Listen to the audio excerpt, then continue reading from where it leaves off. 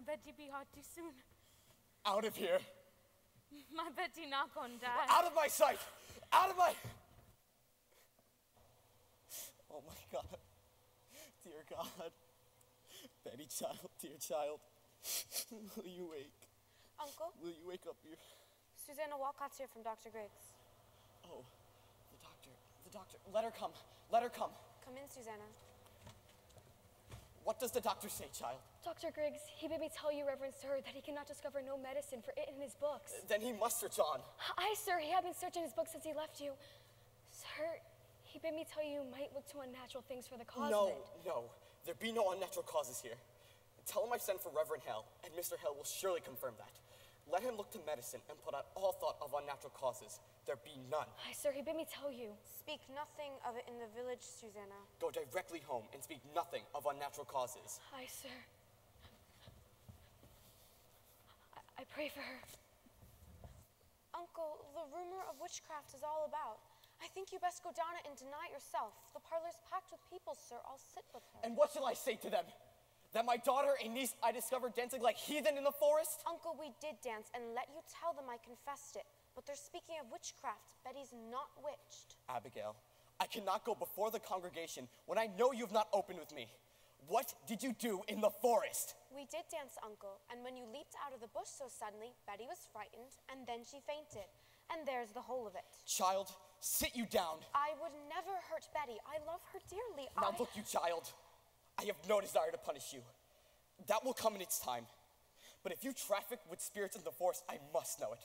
For surely my enemies will, and they'll ruin me with it. But we never conjured spirits. Then why can she not open her eyes since midnight? This child is desperate. It must come out. My enemies will bring it out. Abigail, do you understand that I have many enemies? I know it, Uncle. There is a faction that is sworn to drive me from my pulpit. Do you understand that? I think so, sir. Now then, in the midst of such disruption, my very household is discovered to be the very center of some obscene practice. Abominations are done in the forest. It were only sport, Uncle. I saw Tituba waving her arms over the fire when I came on you last night.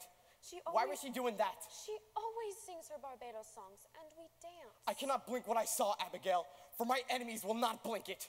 I saw a dress lying in the grass. A dress? Aye, a dress. And I thought I saw someone naked running through the trees. No one was naked. You mistake yourself, Uncle. I saw it. Now tell me true, Abigail. Now my ministry's at stake. My ministry, and perhaps your cousin's life. Whatever you've done in the forest, give me all of it now, for I dare not be taken unaware when I go before them down there. There is nothing more, I swear of it, Uncle. Abigail, I have fought here 3 long years to bend these stiff-necked people to me. And now, just now, when there should be some good respect for me in the parish, you compromise my very character. I have given you a home, child. I have put clothes upon your back. Now give me upright answer. Your name in the town. It is entirely white, is it not? Why, I'm sure of it, sir. There be no blush about my name. Abigail, is there any other reason for Goody Proctor discharging you? It has concerned me that you are now 7 months out of their household, and in all this time, no other family has called for your service. She hates me, Uncle. She must, for I would not be her slave. It's a bitter woman, a lying, cold, sniveling woman, and I will not work for such a woman. She wants slaves, not such as I. Let them send to Barbados for that. I will not black my face for any of them. My name is good in the village. I will not have it said my name is soiled. Goody Proctor is a gossiping liar. I cannot have anyone. Why, Goody Putnam, come in. Why, it's a marvel. It's surely a stroke of hell upon you. What? No, no. How high did she fly? How high? But no, she never flew. Why, it's sure she did. Mr. Collins saw her going over Ingersoll's barn, light as a bird, he says. Now look, you Goody Putnam. She never flew. Oh, good morning, Mr. Putnam. It is a providence. The thing is out now. It is a providence. What's out, sir? What? Why, her eyes is closed. Look, you, Anne. That's strange. Ours is open. Your little Ruth is sick? I'd not call it sick. The devil's touch is heavier than sick. It's death, you know, death driven into them forked and hooved. Oh, pray not. Why, how does your child ail? She ails as she must, but she never waked this morning and she walks. She hears not, sees not, and cannot eat. Her soul is taken surely. They say you sent for Reverend Hale of Beverly. Precaution only. He has much experience in all demonic arts, and I just... And he has indeed, and he found a witch in Beverly last year and let you remember that. Now, Goody Putnam, they only thought that we're a witch, and I can assure you there'd be no element of witchcraft here. No witchcraft. Now look you, Mr. Parrott. Thomas, I pray you, lead not to witchcraft. I know that you least of all, Thomas, would ever wish so disastrous a charge laid upon me. We cannot lead to witchcraft. They will howl me out of Salem for such corruption in my house. Now look you, Mr. Parris, I've taken your part in all contention here, and I would continue, but I cannot if you hold back on this. There are hurtful, vengeful spirits laying hands on these children. But Thomas, you cannot... And tell Mr. Parris what you've done. Reverend Parris, I have laid 7 babies unbaptized in the earth. Believe me, sir, you have never seen her hardy babies born. And yet, each would wither in my arms the very night of their birth. I have spoke nothing, but my heart has clamored intimations. And now this year, my Ruth, my only...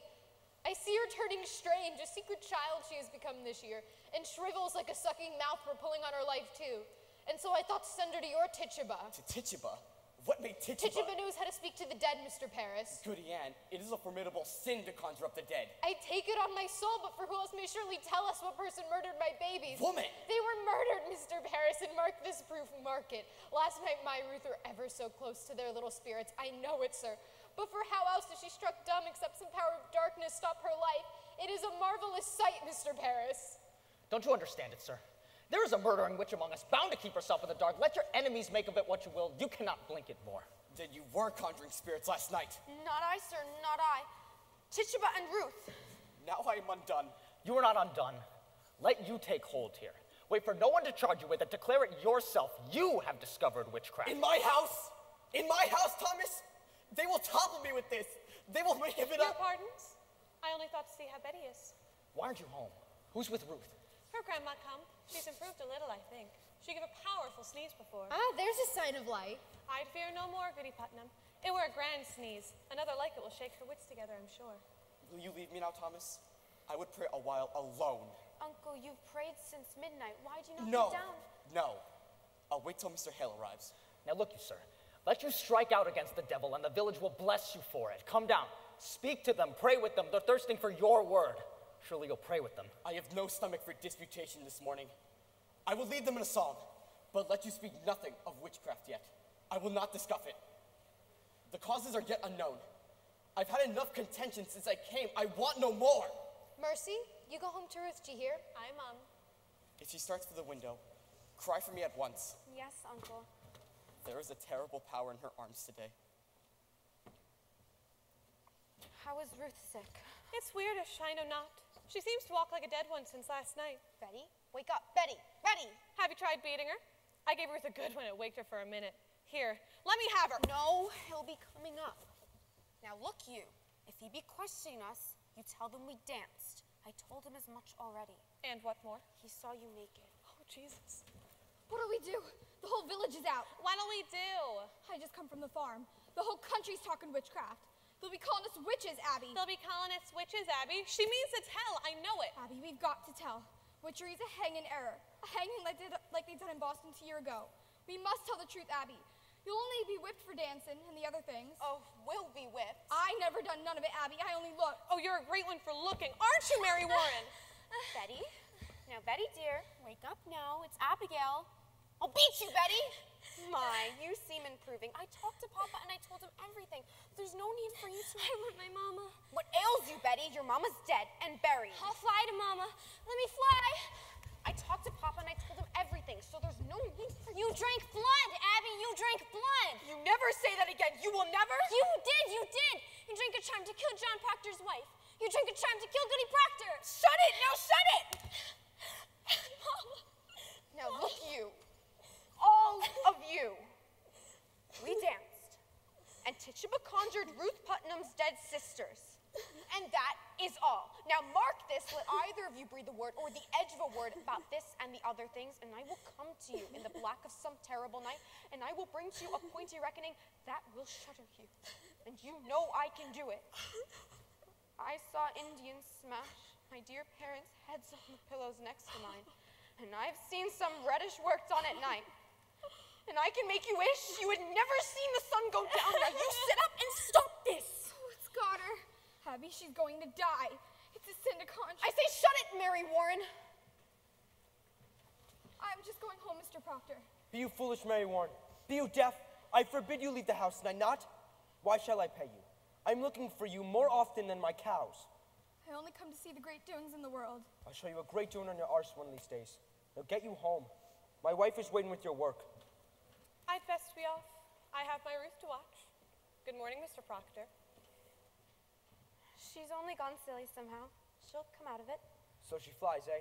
Where are her wings? Oh, John, sure you're not believing she flies. The road past my house, a pilgrimage to Salem all morning. The town's mumbling witchcraft. No, Posh. We were dancing in the woods last night, and my uncle leaped in on us. She took fright, is all. Dancing by the moonlight. You'll be clapping the stocks before you're 20. Give me a word, John.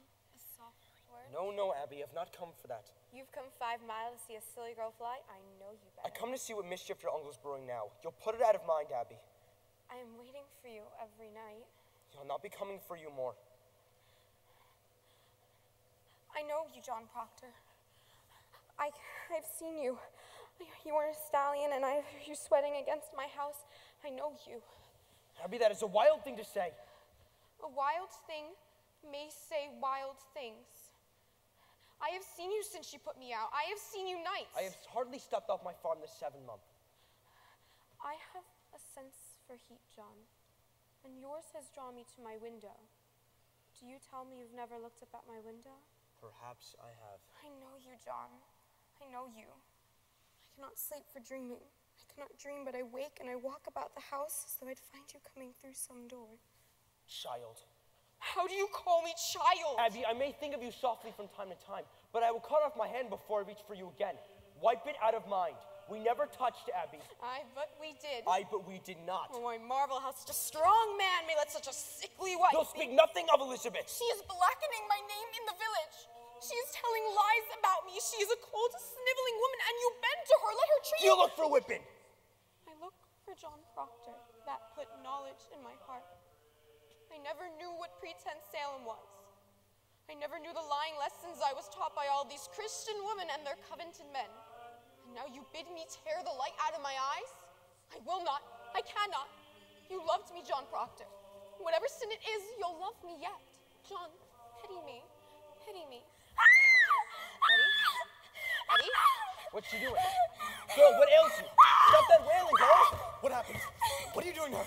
Betty! She heard you singing and suddenly she's up and screaming. The psalm should not bear to hear the name of the Lord. No, God forbid. Mark it for a sign, mark it. That is a notorious sign of witchcraft afoot. A prodigious My sign. mother told me that she cannot bear to hear the name of the Lord. Rebecca, come to her. We're lost. She suddenly cannot bear to hear the Lord's name. There is a heart sickness here, Giles Corey, so please to keep the quiet. I've not said a word. No one here can testify I've said a word. Is she going to fly? I hear she flies. Man, be quiet now. What have you done? Pray, calm yourselves. I have 11 children, and I'm 26 times a grandma. I've seen them all through their silly seasons.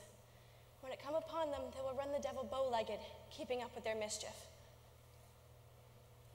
I think she will wake when she tires of it. A child's spirit is like a child. You cannot catch it by running after it. You must stand still, for love, soon itself will it come back. Aye, that is the truth of it, Rebecca. This is no silly season, Rebecca. My Ruth is bewildered, Rebecca. She cannot eat. Then perhaps she has not hungered yet. Mr. Paris, I hope you were not decided to go in search of loose spirits. I hear promise of that outside. A wide rumor's been running around the parish that the devil may be among us. I would satisfy them that they are wrong. Then let you come out and call them wrong. Are you our minister, Mr. Hale? Did you consult with the wardens of the church before you called this minister to look for devils? He is not coming to look for devils. Then what's he coming for? There'll be children dying in the village, Mr. I see none dying. Pray, John, be calm. Mr. Paris, I think it best you send Reverend Hale back as soon as he come. This will set us all to arguing again in the society when we thought there ought to be peace this year. I think we ought to rely on Dr. Griggs now, on good prayer. Rebecca, the doctor's baffled. If so he is, then let us go to God for the cause of it. There is prodigious danger in the seeking of loose spirits. I fear it. I fear it. Let us rather blame ourselves. How may we blame ourselves? I am one of 9 sons. The putnam seed have peopled this province. And then I have but one of 8 left, and now she shrivels. I cannot fathom that. You think it's God's work that you should not lose a child nor a grandchild either, and I bury all but one. When Reverend Hale arrives, you will proceed to look for signs of witchcraft You here. cannot command Mr. Parrish. We vote by name in the society, not by acreage. I never heard you worried on this society, Mr. Proctor. I do not think I saw you at Sabbath meetings since snow flew. I have trouble enough with that. I come 5 miles to hear preach only hellfire and bloody damnation. There are others that stay away from church these days because he hardly ever mentioned God anymore. Why, that's a drastic charge. It's somewhat true. There are many that quail to bring their children here. I do not preach for children, Rebecca. It is not the children who are unmindful of their obligations toward this ministry. Where is my wood? My contract provides I be supplied with all my firewood. I am waiting since November for a stick. And even in November, I have to show my cold, frostbitten hands like some London beggar. You are allowed £6 a year to buy your wood, Mr. Parrish. I am paid little enough without I spend £6 on firewood. The salary is £66, Mr. Proctor. I am not some preaching farmer with a book under my arm. I am a graduate of Harvard College. Aye, and well instructed at mathematics. You will look far for a man of my kind at £66, Mr. Corey. I am not used to this poverty. I left a thrifty business in the Barbados to serve the Lord. I do not fathom it. Why am I being persecuted here? I cannot offer one proposition without there be a howling riot of argument against me. I have often wondered if the devil be in it somewhere.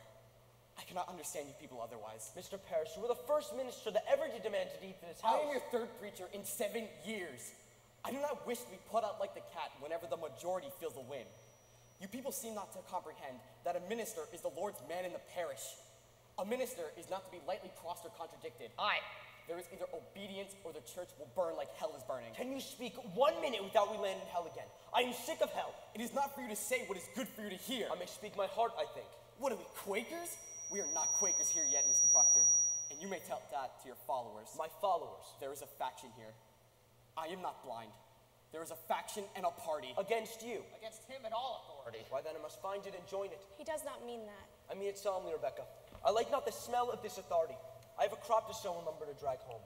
What say you, Giles? Let's find that party. He says there's a party. I have changed my opinion of this man. Mr. Parrish, I beg your pardon. I've never thought you had so much iron in you. Why, thank you, Giles. It suggests to the mind what the trouble will be among us all these years. Think of it. Wherefore is everybody suing everybody else? I have been 6 times in court this year. Is it the devil's fault that man cannot say you good morning without you clapping him for defamation? You're old, Giles, and you're not hearing as well as you did. John Proctor, I have only last month collected £4 damages for your publicly saying. I never said no such thing, but I pay you for it. So I hope I can call you deaf free of charge. Now come along, Giles. Let me drag my lumber home. I'll be damned first. A moment, Mr. Proctor. What lumber is that you're dragging home, if I may ask you? From my lumber, from my forest by the riverside. Well, we've surely gone wild this year. What anarchy is this? That tract is in my bounds. It's in my bounds, Mr. In your Proctor. bounds? I bought that tract off of Goody Nurse's husband 5 months ago. He had no right to sell it. It stands clear in my grandfather's will that the land between the river... Your grandfather had a habit of willing land that did not belong to him, if I may say it plain. That's God's truth. He nearly willed away my northern pasture, but he knew I'd break his fingers if he said his name to it. Let's get his number home, John. I feel your sudden will to work coming on. You low run oak of mine and you'll fight to drag it home. Aye, and we'll win too, Putnam. This fool and I. Come on. Don't let my men on you, Corey. I'll clap a writ on you. Pray you, someone take these. Mr. Hale. Oh, it is good to finally see you again. My, they're heavy. They must be. They are weighted with authority. Well, you do come prepared. We shall need hard study if it comes to tracking down the old boy. Oh, you cannot be. Rebecca Nurse. I am, sir. Do you know me? It is strange how I knew you, but I suppose you look as such a good soul should. We have all heard of your great charities in Beverly. Do you know this gentleman? Mr. Thomas Putnam and his good wife Anne. Ah, Putnam. I had not expected such distinguished company, sir. It does not seem to help us today, Mr. Hale. We looked you to come to our house and save our child. Your child ails too? Her soul has seemed to flown away. She sleeps and yet she walks. She cannot eat. Cannot eat. Do you men also have afflicted children? No, these are farmers. John Proctor. You don't believe in witches. I never spoke on witches one way or the other. Will you come, Giles? No, John. I think not. I have some few cure questions of my own to ask this fellow. I've heard you be a sensible man, Mr. Hale. I hope you'll leave some of it in Salem. Will you look at my daughter, sir? She has tried to leap out the window. We discovered her this morning on the high road, flapping her arms as though she'd fly. tries to fly. She cannot bear to hear the Lord's name, Mr. Hale. That's a sure sign of witchcraft afloat. No, now let me instruct you. We cannot look to superstition in this. The devil is precise, and the marks of his presence are definite as stone. We must look only for his proper signs and judge nothing beforehand. And I must tell you all, I shall not proceed unless I should find nothing in this, no help. It is agreed, sir. It is agreed. We will abide by your judgment. Good then. What were your first warning of this strangeness? Well, I discovered her, and my niece, Abigail, and 10 or 12 other girls dancing in the woods last night. You permit dancing? No, it were secret. Mr. Paris's slave has the knowledge of conjuring, sir. Now, Goody Ann, we cannot be sure of that. I know it, for I sent my child to learn from Tituba, who murdered her sisters. Goody Ann, you sent a child to conjure the dead? Let God blame me, not you, Rebecca. I will not have you judging me anymore. Mr. Hale is in a natural work to lose 7 children before they live a day. Hush! 7 dead in childbirth? Aye. What book is that? What's there, sir? Here is all the invisible world, caught, defined, and calculated. In these books, the devil stands stripped of all his brute disguises. Here are your familiar spirits, your incubi, succubi, your witches that go by land, by air, and by sea, your wizards of the night and of the day. Have no fear. I mean to find him if he has come among us, and I mean to crush him utterly if he has shown his face here. But will it hurt the child, sir? I cannot tell. If she is truly in the devil's grip, we may have to rip and tear to get her free. I think I shall go then. I am too old for this. Why, Rebecca, we may open up the boil to all of our troubles here today. Let us hope for that. I go to God for you, sir. I hope you not mean we go to Satan here. I wish I knew. Come, Mr. Hale, let's get on. Sit you here. Mr. Hale, I've always wanted to ask a learned man what signifies the reading of strange books. What books? I cannot tell. She hides them. Who does this? Martha, my wife. I wait at night many times and find her in a corner reading of a strange book. Now what do you make of that? Why, that's not necessarily... It discomforts me. Last night, mark this. I tried and tried, and could not say my prayers. And then she closed her book and walked right out of my house. And suddenly, mark this. I could pray again. The stoppage of prayer. That is strange. I would like to speak more on this with you. I'm not saying she touched the devil now, but I admire what books she reads and why she hides them. She'll not answer me, you see. Aye, we'll discuss it. Now mark me. If the devil is truly in her, you shall witness some frightful wonders in this room. So please, to keep your wits about you. Mr. Putnam, stand close in case she flies. Now, Betty Jane, will you sit up? Can you hear me? I am John Hale, minister of Beverly. I've come to help you, dear. Do you remember my 2 little girls in Beverly? How could it be the devil? Why would he choose my house to strike? What victory would the devil have to win a soul already had? It is the best the devil wants, and who is better than the minister? It's deep, Mr. Paris, deep. What afflicts you, child? It need not be a woman, mind you, or a man. Does some bird, invisible to others, come to you? Perhaps a pig, or any beast at all? Does some figure bid you fly? In nomine Domine Sabaoth, sui filice ite ad infernos. Abigail, what sort of dancing were you doing with her in the forest? Why, common dancing is all. I think I ought to say that I discovered a kettle where they were dancing last night. That were only soup. Soup? What sort of soup were in this kettle, Abigail? Why, it were beans and lentils, I Mr. think. Paris, did you notice, did you not, any living thing inside the kettle? May it be perhaps a mouse, or a spider, or a frog? That frog jumped in. We never put it in. A frog, Abby? We never put it in. Abigail, it may be your cousin is dying. Did you call the devil last night? I never called him. Tituba called him. She called the devil? I should like to speak with Tituba. Goody Ann, will you fetch her up? How did she call him? I know not. She spoke Barbados. Did you feel any strangeness when she called him? Perhaps a Slight cold wind or a trembling below the ground? I didn't see no devil. Betty, wake up, Betty. Abigail, Betty. you cannot evade me. Did your cousin drink the brew in the kettle? She never drank it. Did you drink it? No, sir. Did Tituba ask you to drink it? She tried, but I refused. Why are you concealing? Have you sold yourself to Lucifer? I never sold myself. I'm a good girl. I did drink of the kettle. She made me do it. She made Betty do it. Abby. She makes me drink blood. Blood? My baby's blood? No, chicken blood. I gave she chicken blood. Woman, are you enlisting these children for the devil? No, sir. I don't truck with no devil. Why can she not wake? Are you silencing this child? I love me, Betty. You have sent your spirit upon this child, have you not? She sends her spirit on me in church. She makes me laugh at prayers. She have often laughed at prayer. She comes to me every night to go and drink blood. You beg me to conjure, Abby. She beg me make charms. No, I'll tell you something. She comes to me while I sleep and makes me dream corruptions. Abby.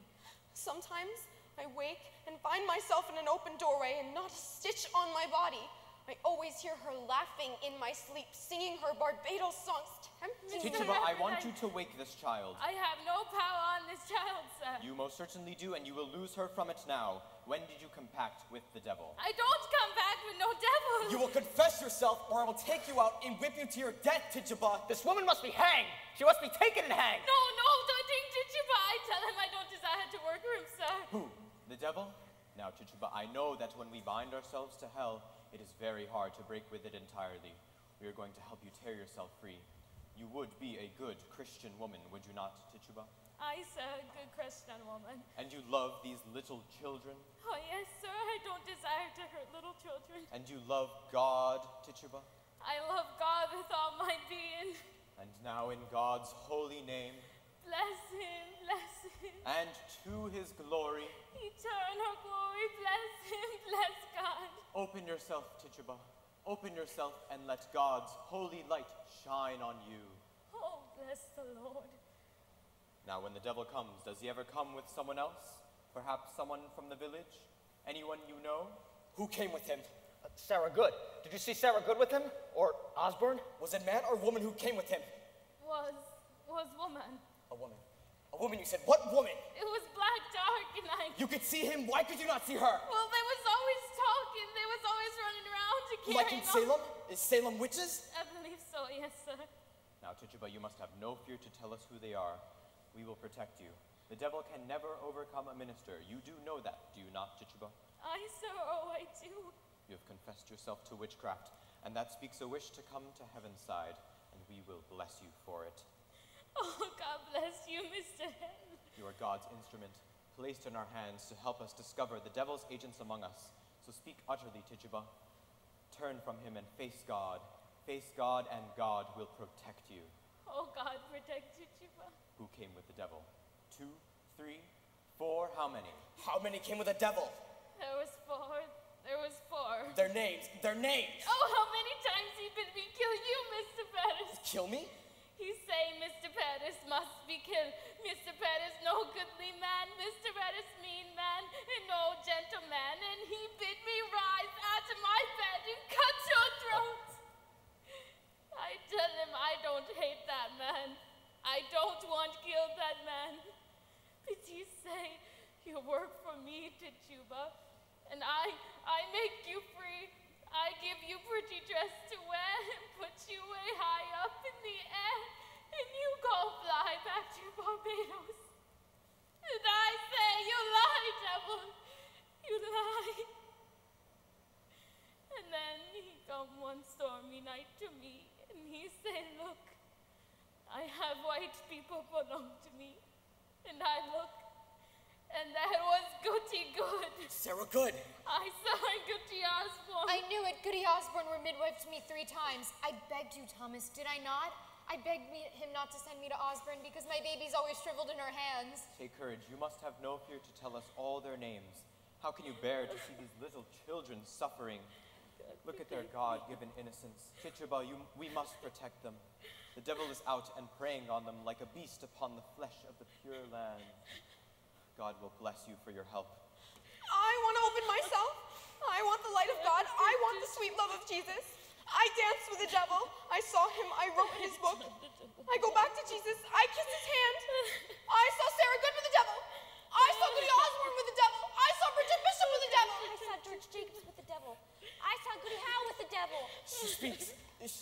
Glory to God. It is broken.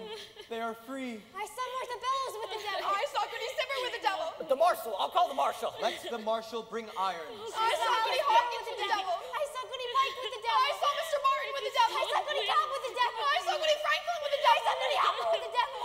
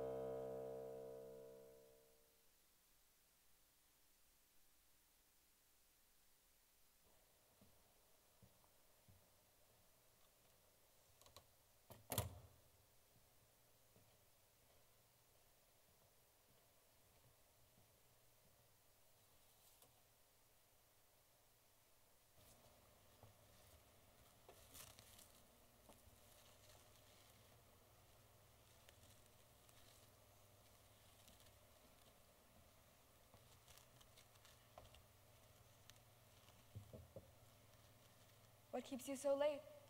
It's almost dark. We're planting far at the forest edge. Oh, you're done then? Aye. The farm is seated. The boys asleep? They will be soon.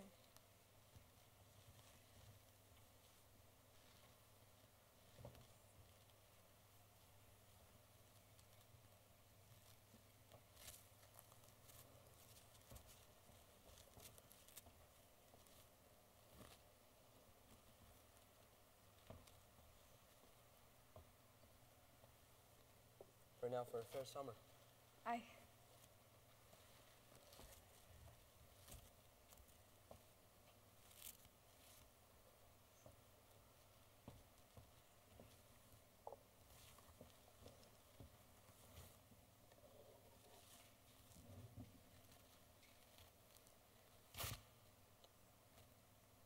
Are you well today? I am. It is a rabbit. Oh, is it? In Jonathan's trap? No. She walked in this afternoon. Found her sitting in the corner like she'd come to visit. That's a good sign walking in. Pray God. It hurt my heart to strip her, poor rabbit. It is well seasoned. I took great care.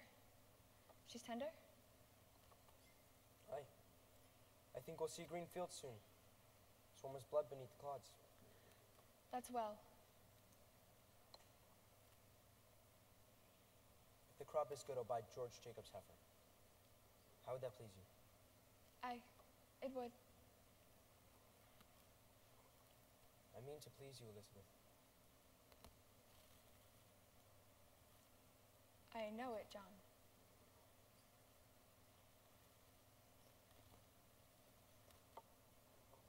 Cider? Aye.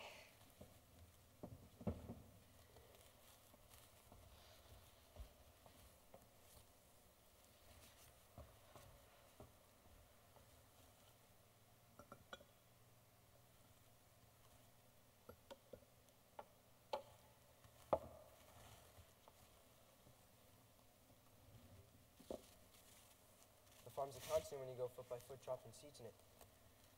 It must be. On Sunday, let you come with me and we'll walk the farm together. I never see such a load of flowers on the earth. Massachusetts is a beauty in the spring. Aye, it is.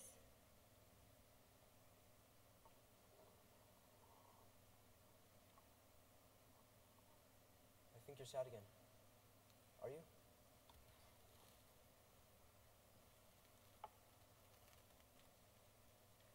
You'd come so late, I thought you'd gone to Salem this afternoon. Why? I have no business in Salem. You did speak of going there earlier this week. Well, I thought better of it since. Mary Warren's there today. Why'd you let her? You heard me forbid her to go to Salem anymore. I couldn't stop her. How may that mouse frighten you, Elizabeth? It is no mouse no more. I forbid her go, and she raises up her chin like the daughter of a prince and says to me, I must go to Salem, Goody Proctor. I am an official of the court. Court? What court? Aye, it is a proper court they have now. They sent 4 judges out of Boston, she says, weighty magistrates of the general court, and at the head sits the deputy governor of the province. Why, she's mad. I would to God she were. There be 14 people in the jail now, she says, and they'll be tried, and the court have power to hang them too, she says. Never hang. The deputy governor promised hanging if they'll not confess, John. The town's gone wild, I think. Mary Warren speaks of Abigail as though she were a saint to hear her. She brings the other girls into court, and where she walks, the crowd will part like the sea for Israel. And folks are brought before her, and if Abigail scream and howl and fall to the floor, the person's clapped in the jail for bewitching her. What is a black mischief? I think you must go to Salem, John. I think so. You must tell them it is a fraud. Aye, it is surely. Let you go to Ezekiel Cheever, who knows you well, and tell Cheever what she said to you last week in her uncle's house. She said it had naught to do with witchcraft, did she not? Aye, she did. God forbid you keep that from the court, John. I think they must be told. Aye, they must. It is a wonder that they do believe her. I would go to Salem now, John. Let you go tonight. I'll think on it. You cannot keep it, John. I know I cannot keep it. I say I will think on it. Good then, let you think on it. I am only wondering how I may prove what she told me, Elizabeth. If she is a saint now, I think it not easy to prove she's fraud, and the town done so silly. She told me in a room alone. I have no proof for it.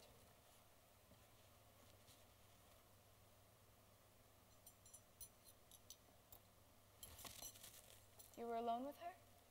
For a moment alone, Why then, it is not as you told me. For a moment, I say. The others coming soon after. Do as you wish, then. Woman, I'll have your suspicion no more. I have no more. John, if it were not Abigail that you must go to her, would you falter now? I think not. Now look you. I see what I see, John. You will judge me no more, Elizabeth. I have good reason to think before I charge fraud on Abigail, and I will think on it. Let you look to your own improvement before you go and judge your husband any more. I have forgot Abigail and I? Spare me. You forget nothing and forgive nothing. Learn charity, woman. I've gone tiptoe in this house all 7 months since she is gone. I've not gone from there to there without anything to please you, and yet an everlasting funeral marches around your heart.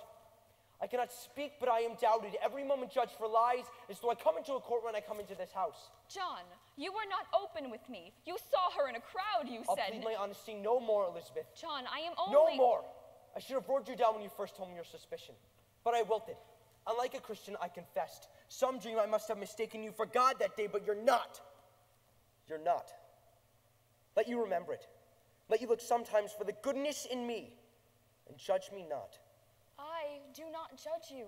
The magistrate sits at your heart that judges you. I never thought you but a good man, John, only somewhat bewildered. Oh, Elizabeth, your justice would freeze beer. How do you go to Salem when I forbid it? Do you mock me? I'll whip you if you dare leave this house again. I'm sick, Mr. Proctor. Pray, hurt me not. My insides are all shuddery. I'm in the proceedings all day, sir. And what of these proceedings here? When will you proceed to keep this house as you are paid £9 a year to do? And my wife not wholly well? I made a gift for you today, Proctor.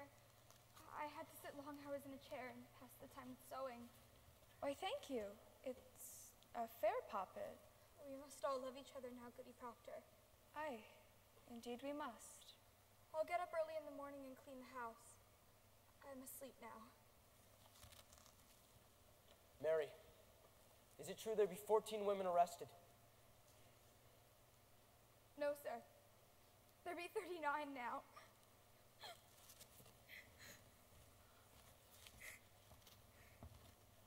Why, she's weeping. What ails you, child? Goody Osborne. Why? Hang. Hang, ye say? Aye. The deputy governor will permit it? He sentenced her. He must. But not Sarah Good. For Sarah Good confessed, you see. Confessed? To what? That she sometimes made a compact with Lucifer and wrote her name in his black book with her blood and bound herself to torment Christians till God's thrown down. and we all must worship hell forevermore. Well, surely they know what a jabberer she is. Did you tell them that? Mr. Proctor, in open court, she near to choked us all to death. How choked you? She sent her spirit out. Oh, Mary, Mary, surely She tried to kill me many times, Goody Proctor. Why, I never heard you mention that before. I never knew it before. I never knew anything before. When she come into the court, I say to myself, I must not accuse this woman, for she sleep in ditches, and so very old and poor. But then she sit there, denying, and I feel a misty coldness climbing up my back, and the skin on my skull begin to creep, and I feel a clamper on my neck, and I cannot breathe air. And then I hear a voice, a screaming voice, and it were my voice. And all at once I remembered everything she done to me. Why? What did she do to you? So many times, Mr. Proctor, she come to this very door begging bread and a cup of cider. And mark this, whenever I turned her way empty, she mumbled. Mumbled? She may mumble hungry. But what does she mumble? You must remember, Goody Proctor, last month, a Monday, I think, she walked away and I thought my guts would burst for 2 days after. Do you remember it? Why, I think I do. And so I told that to Judge Hathorne, and he asks her so. Goody good, says he. What curse do you mumble that this girl must fall sick after turning you away? And then she replies, oh, why, your excellence, no curse at all. I only say my commandments. I hope I may say my commandments, says she. And that's an upright answer. Aye, but then Judge Hathorne say, recite for us your commandments. And of all the 10, she could not say a single one. She never knew no commandments, and they had her in a flat lie. And so condemned her? Why, they must when she condemned herself. But the proof! I told you the proof. It's hard proof, hard as rock, the judges You will said. not go to that court again, Mary Warren. I must tell you, sir, I will be gone every day now. I am amazed you do not see what weighty work we do. What weighty work you do? It is strange work for a Christian girl to hang old women. But, Mr. Proctor, they will not hang them if they confess. Sarah Good will only sit in jail sometime. And here's a wonder for you. Think on this. Goody Good is pregnant. Pregnant? Are they mad? That woman is near to 60. They had Dr. Griggs examine her and she's full to the brim. And smoking a pipe all these years and no husband either. But she's safe, thank God, for they'll not hurt the innocent child. But be that not a marvel? You must see it, sir. It's God's work we do. And so, I'll be gone every day for some time. I'm an official of the court, they say. I'll official you. I'll not stay whipping anymore. The devil's is in Salem, Mr. I'll Proctor. whip the devil out of you. I see too late today.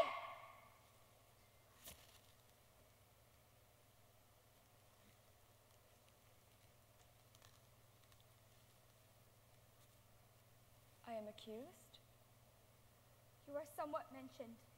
But I said I never see no sign you ever sent your spirit out to hurt no one. And seeing I do live so closely with you, they dismissed it. Who accused me? I am bound by law. I cannot tell it. I hope you'll not be so sarcastical no more. 4 judges and the king's deputy sat to dinner with us but an hour ago. I would have you speak civilly to me from this out. Go to bed. I'll not be ordered to bed no more, Mr. Proctor. I am 18 and a woman, however single. Do you wish to sit up? Then sit up. I wish to go to bed. Good night, then. Good night.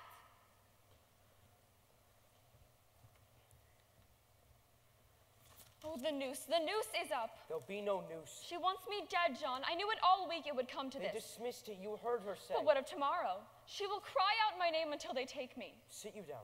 She wants me dead, John, you know it. Sit you down, I say. Now we must be wise, Elizabeth. Oh, indeed, indeed. I'll find Ezekiel Cheever. I'll tell Cheever she said it were all sport. John, with so many in the jail, more than that is needed now, I think. Would you favor me with this? Go to Abigail. What have I to say to Abigail? John, grant me this. You have a faulty understanding of young girls. There is a promise made in any What bet. promise? Spoke or silent, a promise is surely made. And she may dote on it now. I am sure that she does, and thinks to kill me than to take my place. It is her dearest hope, John. There be 1,000 names, why does she call mine? There be a certain danger in calling such a name, for I am no goody-good that sleeps in ditches, nor a husborn drunk, or half-witted. She would dare not call out such a farmer's wife, but there be monstrous profit in it. She thinks to take my place, John. She cannot think it. John, have you ever shown her somewhat of contempt? She cannot pass you in the church, but you will blush. I may blush for my sin. I think she sees another meaning in that blush. And what see you? What see you, Elizabeth? I think you be somewhat ashamed, for I am there and she's so close. When will you know me, woman? Were I stoned, I would have cracked for shame this 7 months. Then go and tell her that she's a whore. Whatever promise she makes, hence break it, John, break it. Good then, I'll go. Oh, how unwillingly. I'll curse her harder than the oldest cinder in hell. Fear not, but pray begrudge me not my anger. Your anger? I only ask you. Woman, am I so base? Do you truly think me base? I never called you base. Then how do you charge me with such a promise? The promise that a stallion gives a mare I gave that girl? Then why do you anger with me when I bid you break it? Because it speaks deceit, and I am honest. But I'll plead no more, Elizabeth. I see now that your spirit twists around the single error of my life, and I'll never tear it free. You'll tear it free when you come to know that I be your only wife, or no wife at all. She has an arrow in you yet, John Proctor, and you know it well. Good evening. Hi, Mr. Hale. Good evening to you, sir. Come in. Come in. I hope I do not startle you. No, it's just that I heard no horse. You are Goodwife Proctor. Aye, Elizabeth. I hope you are not off to bed yet. No, let you come in. We're not used to visitors after dark, but you are welcome here. Will you sit you down, sir? Aye, I will. Sit you down, Goodwife Proctor. Will you drink cider, Mr. Hale? No, it rebels my stomach. I have some further traveling yet tonight. Sit you down, sir. I will not keep you long. But I have some business with you. Business of the court? No. I come of my own, without the court's authority. Hear me. I know not if you are aware, but your wife's name is mentioned in court. We know it, sir. Our Mary Warren told us. We are entirely amazed.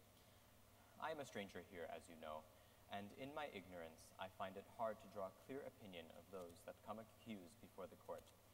So, this afternoon and now tonight, I go from house to house. I come now from Rebecca Nurse's house. Rebecca's charged? God forbid such a one be charged. She is, however, mentioned somewhat. You will never believe, I hope, that Rebecca trafficked with the devil. Woman, it is possible. Well, surely you cannot think so. This is a strange time, mister. No man may longer doubt that the powers of the dark are gathered in monstrous attack upon this village. There is too much evidence now to deny it. You will agree, sir? I have no knowledge in that line, but it's hard to think so pious a woman be a devil's bitch after 70 years of such good prayer. Aye, but the devil is a wily one. But she is not charged, and I know she will not be. I thought as to put some questions to the Christian character of this house, if you'll permit me. Why, we have no fear of questions here, sir. Good then. In the book of records, which Mr. Paris keeps, I note that you are rarely in church on the Sabbath day. No, sir, you are mistaken. Only 26 times in 17 months. Sir, I must call that rare. Will you tell me why you are so absent? Mr. Hale, I did not know I must account to that man, for I come to church or I stay at home. My wife was sick this winter. So I have been told. But why, sir? Why could you not come alone? I surely come when I could, but when I could not, I prayed in this house. But your house is not a church. Your theology must tell you that. It does. But it also tells me that a minister may pray to God without he have golden candlesticks upon the altar. What golden candlesticks? Since we built the church, there were pewter candlesticks upon the altar. Francis Nurse made them, and a sweeter hand never touched the metal. But Paris came, and for 20 weeks he preached nothing but golden candlesticks until he got them. I labor the earth from dawn of day to blink of night, and I tell you true, when I look to heaven and see my money glaring at his elbows, it hurt my prayer, sir. It hurt my prayer. I think sometimes he dreams cathedrals, not clapboard meeting houses. Aye, but a Christian on the Sabbath day must be in church. Tell me, you have 3 children? Aye, boys. How come it that only 2 are baptized? I like not the thought of Mr. Paris laying his hand upon my baby. I see no light of God in that man, and I'll not conceal it. Mr. Proctor, I must say it, that is not for you to decide. The man is ordained, therefore the light of God is in him. What is your suspicion, Mr. Hale? No, I have I nailed the roof upon the church. I hung the door. Oh, did you? That is a good sign, then. I may have been too quick to bring the man to book, but you can never think we ever desire the destruction of religion. I think that's in your mind, is it not? I have. There is a softness in your record, sir. A softness. I think maybe we have been too hard with Mr. Paris. I think so, but sure we never loved the devil here. Do you know your commandments, Elizabeth? I surely do. There be no mark of blame upon my life, Mr. Hale, for I am a coveted Christian woman. And you, sir? I am sure I do, sir. Let you repeat them, if you will. The commandments? Aye. Thou shalt not kill. Aye. Thou shalt not covet thy neighbor's goods, nor make unto thee any graven image. Thou shalt not take the name of the Lord in vain. Thou shalt have no other gods before me. Thou shalt not bear false witness. Thou shalt remember thy Sabbath day and keep it holy. Thou shalt honor thy mother and father. Thou shalt not make unto thee any graven image. You have said that twice, sir. Aye. Adultery, John. Aye. You see, between the two of us, we do know them all. I think it be a small fault. Theology, sir, is a fortress. No crack in a fortress may be accounted small. There be no love for Satan in this house. I pray it. I pray it dearly. Well then, I bid you both good night. Mr. Hale, I do think you are suspecting me somewhat, are you not? Goody Proctor, I do not judge you. My only duty is to add what I may to the godly wisdom of the court. I pray you both good health and good fortune. Good night. I think you must tell him, John. What's that? Will you tell him? I have no witness and cannot prove it, except my word be taken. But I know that children's sickness had naught to do with witchcraft. Not to do? Mr. Parrish discovered them in the dead of the woods. Who told you this? Abigail Williams. Abigail? Aye. Abigail Williams said it had naught to do with witchcraft? She told me the day you came, sir. Why did you keep this? I did not know until tonight that the world has gone daft with all this nonsense. Nonsense. Mister, I have myself examined Tituba, Sarahgood, and numerous others who have confessed to dealing with the devil. They have confessed it. And why not if they must hang for denying it? There are them that will swear to anything before they'll hang. Have you ever thought of that? I have. And would you testify to this in court? I'd not reckon with going into court. But if I must, I will. Oh, you falter there. I falter nothing. But I wonder if my story will be credible in court. I wonder on it when a minister as steady-minded as you will suspicion such a woman that never lied. She cannot lie, and the world knows she cannot. I may falter somewhat, mister. I am no fool. Proctor, let you open with me now, for I have heard a thing that troubles me. It is said you hold no belief that there may even be witches in the world. I know not what I've said. I may have said it. I have wondered if there be witches in the world. So you do not believe there... I have no knowledge of it. The Bible speaks of witches, and I will not deny them. And you, woman? I cannot believe it. You cannot? Elizabeth, you bewilder him. I cannot think that the devil may own a woman's soul, Mr. Hale, when she keeps an upright way as I have. I am a good woman, and I know it. And if you may think I only do good work in this world, and yet be secretly bound to Satan, then I must tell you, sir, I do not believe it. But you do believe there are witches in... If you think that I am one, then I say there are none.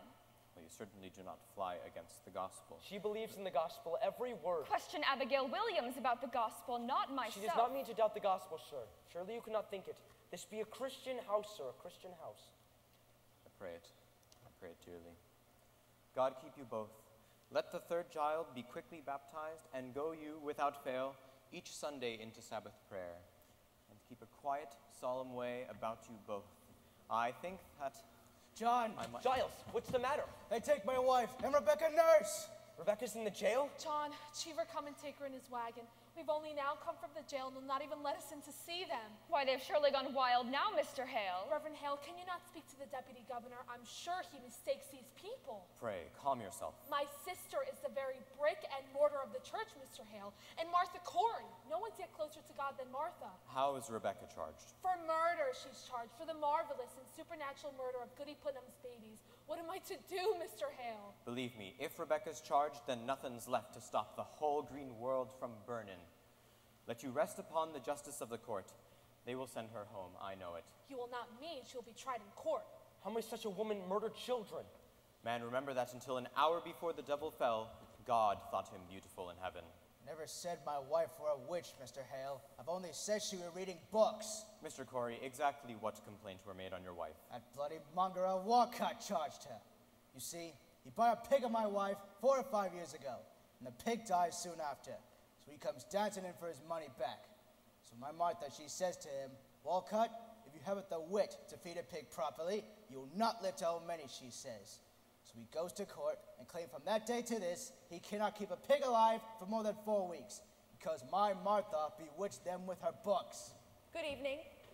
Good evening to you, John Proctor. Why, Cheever, good evening. Good evening, all. Good evening, Mr. Hale. I hope you come not in business of the court. I do, Proctor, I am clerk of the court now, you know. It's a pity, Ezekiel, and an honest tailor might have gone to heaven, must burn in hell. You will burn for this, do you know it? You know yourself I must do as I'm told. You surely know that, Giles, and I'd as lief you'd not be sending me to hell. I like not the sound of it, I tell you. I like not the sound of it. Now, believe me, Proctor, how heavy be the law, all of its tonnage I do carry on my back tonight. I have a warrant for your wife. What say you? A warrant for my wife? You said she were not charged. I know nothing of it.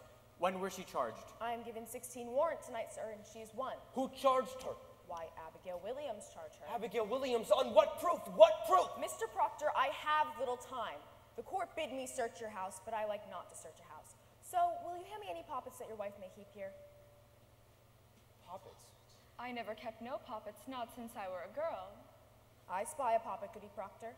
Oh, why, this is Mary's. Would you please give it to me? Has the court discovered a text in poppets now? Do you keep any others in this house? No, nor this one until tonight. What signifies a poppet? Why, a poppet may signify. Now, woman, will you please— She will not go. Fetch Mary here. No, I'm forbid to leave her from my sight. You will leave her out of sight and out of mind. Fetch Mary, Elizabeth. What signifies a poppet?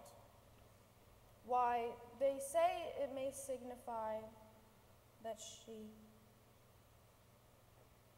Why, this. What's there? Why, it is a needle. Herrick, it is a needle. What signifies a needle? Why, this go hard with her, Proctor, this. I have my doubts, Proctor, I had my doubts, but here is calamity. You see it, sir? It is a needle. Why? What meaning has it? The girl, the Williams girl, Abigail Williams, sir, she sat to dinner in Reverend Parris's house tonight, and without word nor warning, she fell to the floor, like a struck beast, he says, and screamed a scream a bull would weep to hear. And he goes to save her, and stuck 2 inches in the flesh of her belly, he draw a needle out. And demanding of her how she become so stabbed, she testified where your wife's familiar spirit pushed it in. Why, she done it herself. I hope you're not taking this for proof, Mr. Tis Hale. hard proof. I find here a poppet that Goody Proctor keeps. I have found it, sir, and in the belly of the poppet a needle stuck. I tell you, true Proctor, I never warranted to see such proof of hell, and I bid you obstruct me not, for I can— Here now, Mary, how did this poppet come into this house? What poppet's that, sir? This poppet. Why, I think it is mine. It is your poppet, is it not? It is, sir. Then how did it come into this house? Why, I made it in the court, sir. Give it to Goody Proctor tonight. Now, sir, do you have it?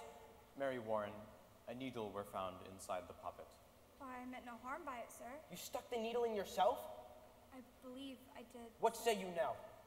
Child, you are sure this is your natural memory? May it be, perhaps, someone even now conjures you to say this? Conjures me? Why, no, sir. I'm entirely myself, I think. Let you ask Susanna Walcott. She told me so in court. Ask Abby. Abby sat beside me when I made it. Bid Cheever be gone. Your mind is surely settled now. Bid Cheever out. What signifies a needle? Mary Warren, you charge a cold and cruel murder on Abigail. Murder? I charge no. Abigail were stabbed tonight. A needle were found stuck into her belly. And she charges me? Aye. Why, this girl is murder. She must be ripped out of the world. You've heard that, sir? Ripped out of the world. Herrick, you heard it. Out of my house. Proctor, you dare not touch the warrant.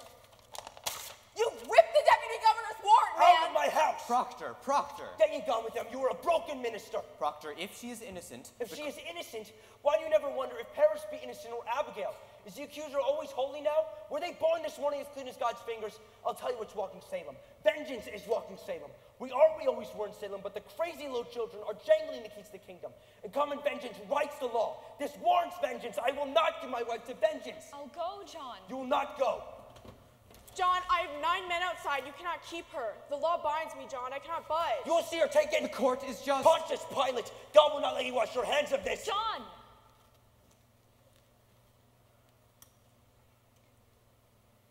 I think I must go with them. Mary, There is bread enough for the morning. You will bake in the afternoon. Help Mr. Proctor as though you were his daughter. You owe me that and much more.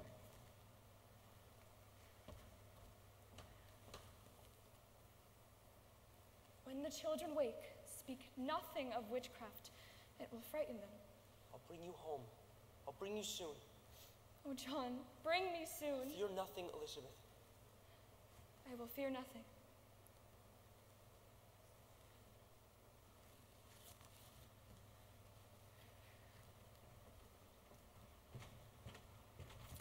Tell the children I have gone to visit someone sick.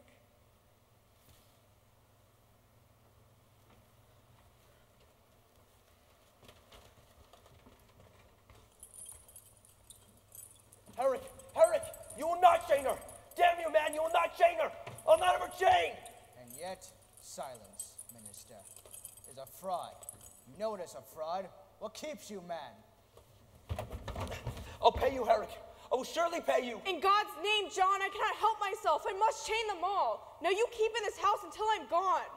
Man, are you blind? Mr. Proctor. Out of my sight. Charity, Proctor. Charity. What I have heard for her favor, I will not fear to testify in court. God help me. I cannot judge her guilty nor innocent. I know not. Only this, consider, the world goes mad, and it profit nothing you should lay the cause to the vengeance of a little girl. You are a coward. Though you be ordained in God's own tears, you are a coward now. Proctor, I cannot think God be provoked so grandly by such a petty cause.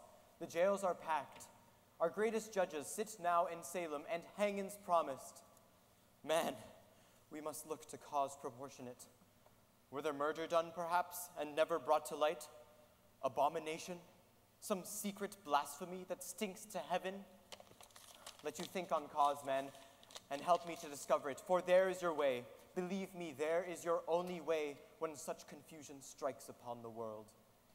Let you counsel among yourselves. Think on your village, and what may have drawn from heaven such thunderous wrath upon you all. I pray, God, open up our eyes. I never heard no murder done in Salem. Leave me, Francis. Leave me.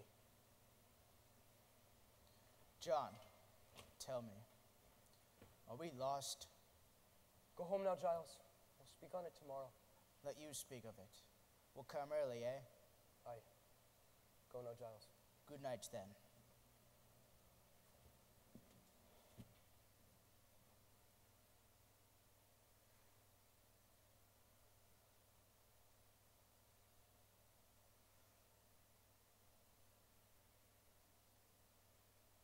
Mr. Proctor,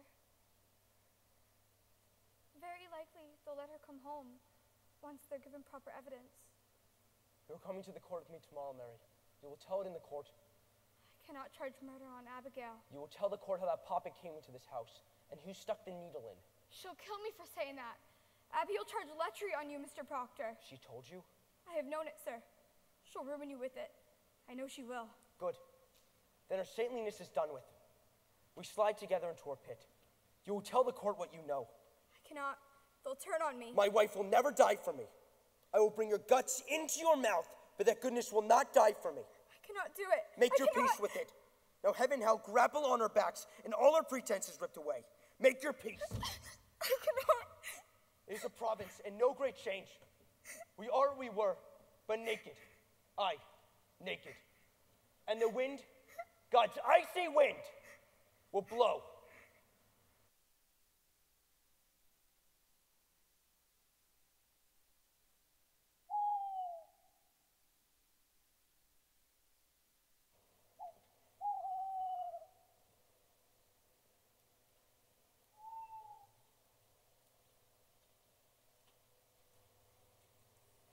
I must speak with you, Abigail.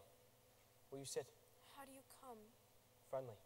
I don't like the woods at night. Pray you stand closer. I knew it must be you.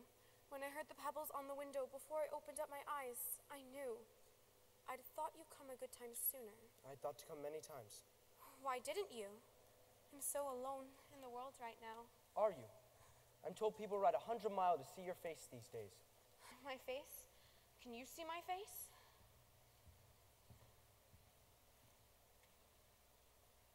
And you're troubled? Have you come to mock me? No, no. But I'm told that you go to the tavern every night and play shovelboard with the deputy governor, and they give you cider. I have once or twice played the shovelboard, but I have no joy in it. This is a surprise, Abby. I thought to find you gayer than this. I'm told a troop of boys go step for step with you wherever you walk these days. Aye, they do, but I have only lewd looks from the boys. And you like that not? I cannot stand lewd looks no more, John. My spirit's changed entirely. I ought be given godly looks when I suffer for them as I do. Oh, and how do you suffer, Abby? Why, look at my leg. I'm holes all over from their damned needles and pins. The jab your wife gave me is still not healed yet, you know. Oh, it isn't. I think sometimes she pricks it open again while I sleep. Ah? And George Jacobs, he comes again and again and raps me with his stick, the same spot, every night all this week. Look at the lump I have. Abby, George Jacobs has been in the jail all this month. Thank God he is, and bless the day he hangs and lets me sleep in peace again. Oh, John, the world's so full of hypocrites. They pray in jail. I'm told they pray in jail. They may not pray. And torture me in my bed while sacred words are coming from their mouths. Oh, it will need God himself to cleanse this town properly. Abby, you mean to cry out still others? If I live, if I am not murdered, I surely will, until the last hypocrite is dead. Then there is no one good. There is one. You are good. Am I? How am I good? Why, you taught me goodness. Therefore you are good. It were a fire you walked me through, and all my ignorance was burned away. It were a fire, John. We lay in fire. And from that night no woman dare call me wicked anymore, but I knew my answer. I used to weep for my sins when the winds lifted up my skirts, and blushed for shame because some old Rebecca called me loose. And then you burned all my ignorance away. As bare as some December trees, I saw them all, walking like saints to church, running to feed the sick, and hypocrites in their hearts. And God gave me strength to call them liars. God made men listen to me, and by God I will scrub the world clean for the love of him. Now, John, I will make you such a wife when the world is white again. You will be amazed to see me every day, a light of heaven in your home. Why are you cold? My wife go to trial in the morning, Abigail. Your wife? Surely you knew of it. Oh, I do remember it now. How is she well? As well as she may be, 36 days in that place. You said you came friendly. My wife will not be condemned, Abby. You brought me from my bed to speak of her? I come to tell you what I will do tomorrow in the court. I will not take you by surprise, but give you all good time to think on what to do to save yourself. Save myself? If you do not free my wife tomorrow, I am set and bound to ruin you, Abby. How ruin me? I have rocky proof and documents that you knew that Papa were none of my wife's, and that you yourself bade Mary Warren stab the needle into it. I bade Mary Warren? You know what you do. You are not so mad. Oh, hypocrites! Have you won him too? John, why do you let them send you? I warn you, Abby. They send you. They steal your honesty. I have found my honesty. No, this is your wife speaking, your sniveling, envious wife. This is Rebecca's voice. This is Martha Corey's voice. You were no hypocrite, I will John. prove you for the fraud you are. And if they ask why Abigail would ever commit such a murderous deed, what will you tell them? I will tell them why. What will you tell? You will confess to fornication in the court? If you will have it so I will tell it. I say I will. If you can still hear this. You will tell the court you are blind to spirits. You cannot see them anymore. And you will never cry witchery again, or I'll make you famous for the whore you are. Never in this world. I know you, John. You are in this moment singing secret hallelujahs that your wife will hang. You mad, you murderous bitch! Oh, how hard it is when pretense falls. But it falls. It falls. You have done your duty by her. I hope this is your last hypocrisy. I pray you will come again with sweeter news for me. I know you will, now that your duty's done. Good night, John. Fear not, I will save you tomorrow. From yourself, I will save you.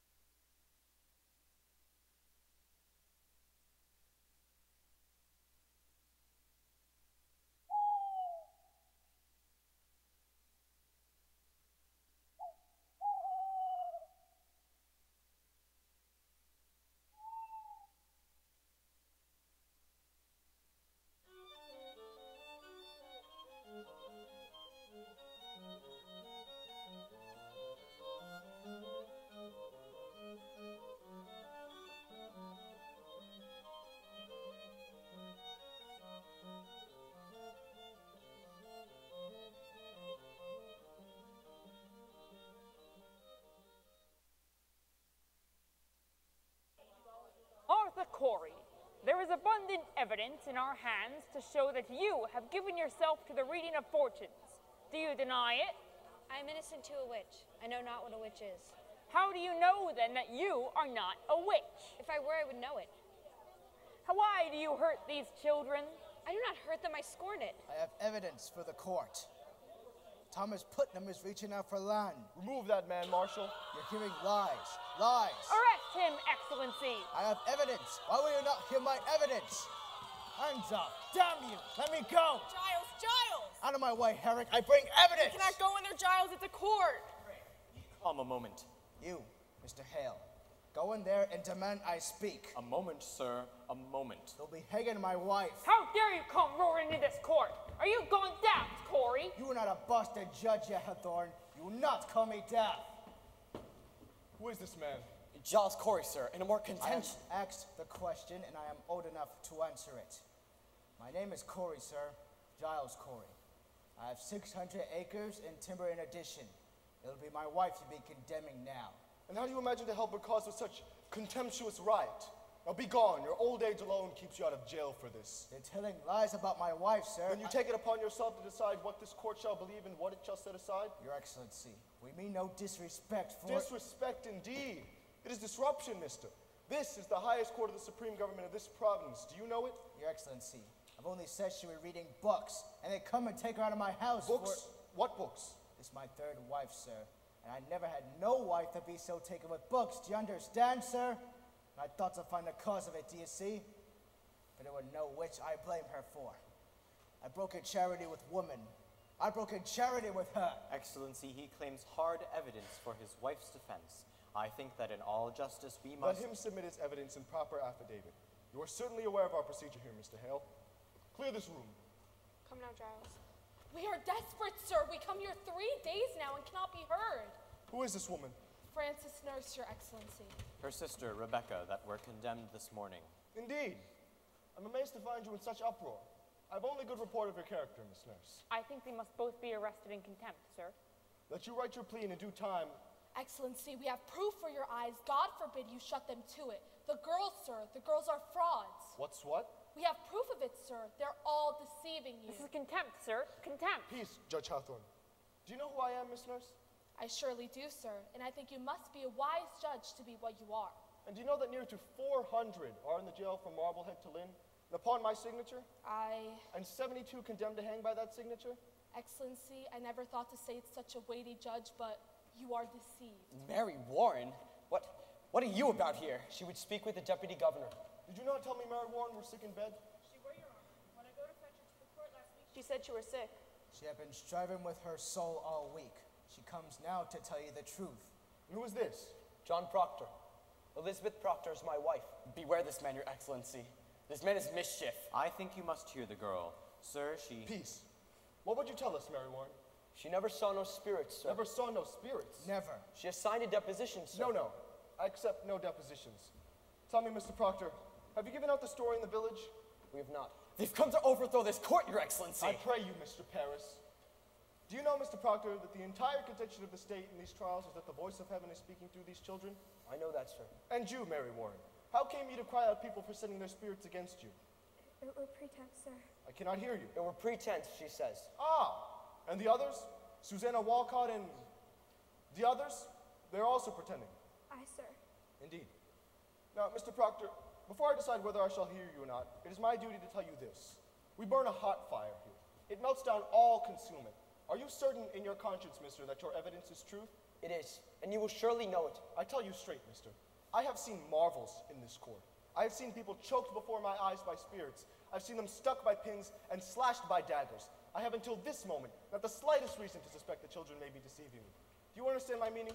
Excellency, does not strike upon you that so many of these women have lived so long with such upright reputation? Do you read the gospel, Mr. Proctor?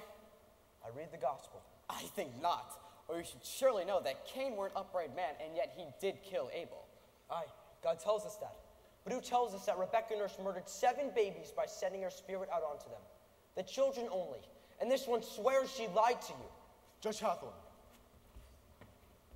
Aye. She's the one. Mr. Proctor, this morning your wife sent me a claim in which she states that she is not pregnant.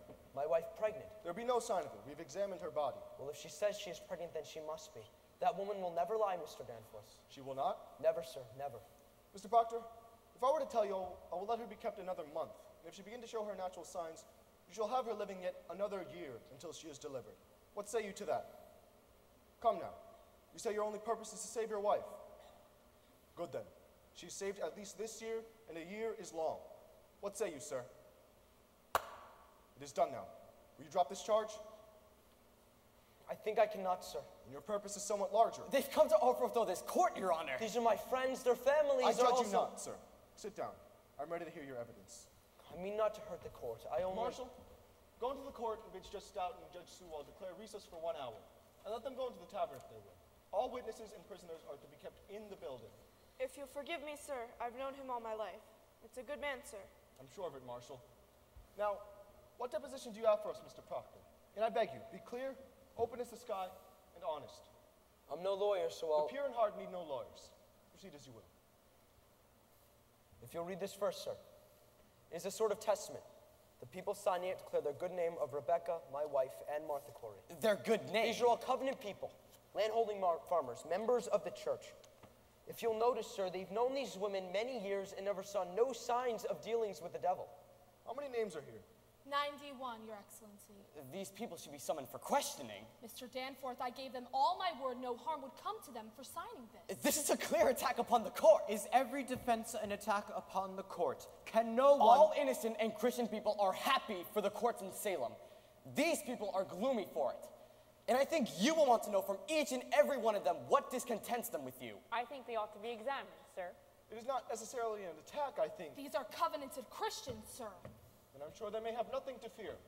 Cheever, have warrants drawn for all of these. Arrest for examination. Now, what other information do you have for us, Miss Nurse?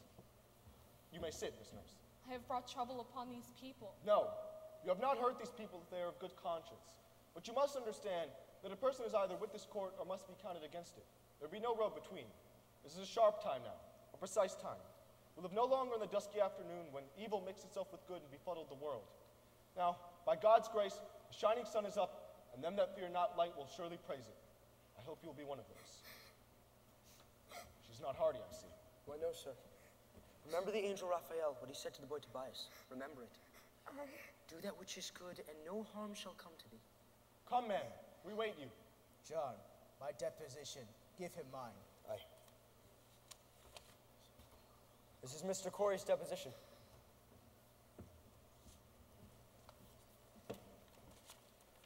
Oh. What lawyer drew this, Corey? You know I never hired no lawyer in my life, Hathorne. It is very well phrased. My compliments. Mr. Paris, Mr. Putnam is in the court. Bring him in. You have no legal training, Mr. Corey? I have the best, sir. I am 33 times in court this year, and always plaintiff too. Oh, then you're much put upon. I never put upon. I know my rights, sir, and I will have them. You know, your father tried a case of mine. Might be 35 years ago, I think. Indeed? He never spoke to you of it? No, I cannot recall it. That's strange. He gave me £9 damages. You were a fair judge, your father. You see, I had a white mare that time. And this fellow comes to borrow that mare. Aye, there he is. Mr. Putnam, I have here an accusation by Mr. Corey. He states that you coldly prompted your daughter to cry witchery against George Jacobs that is now in jail. It is a lie.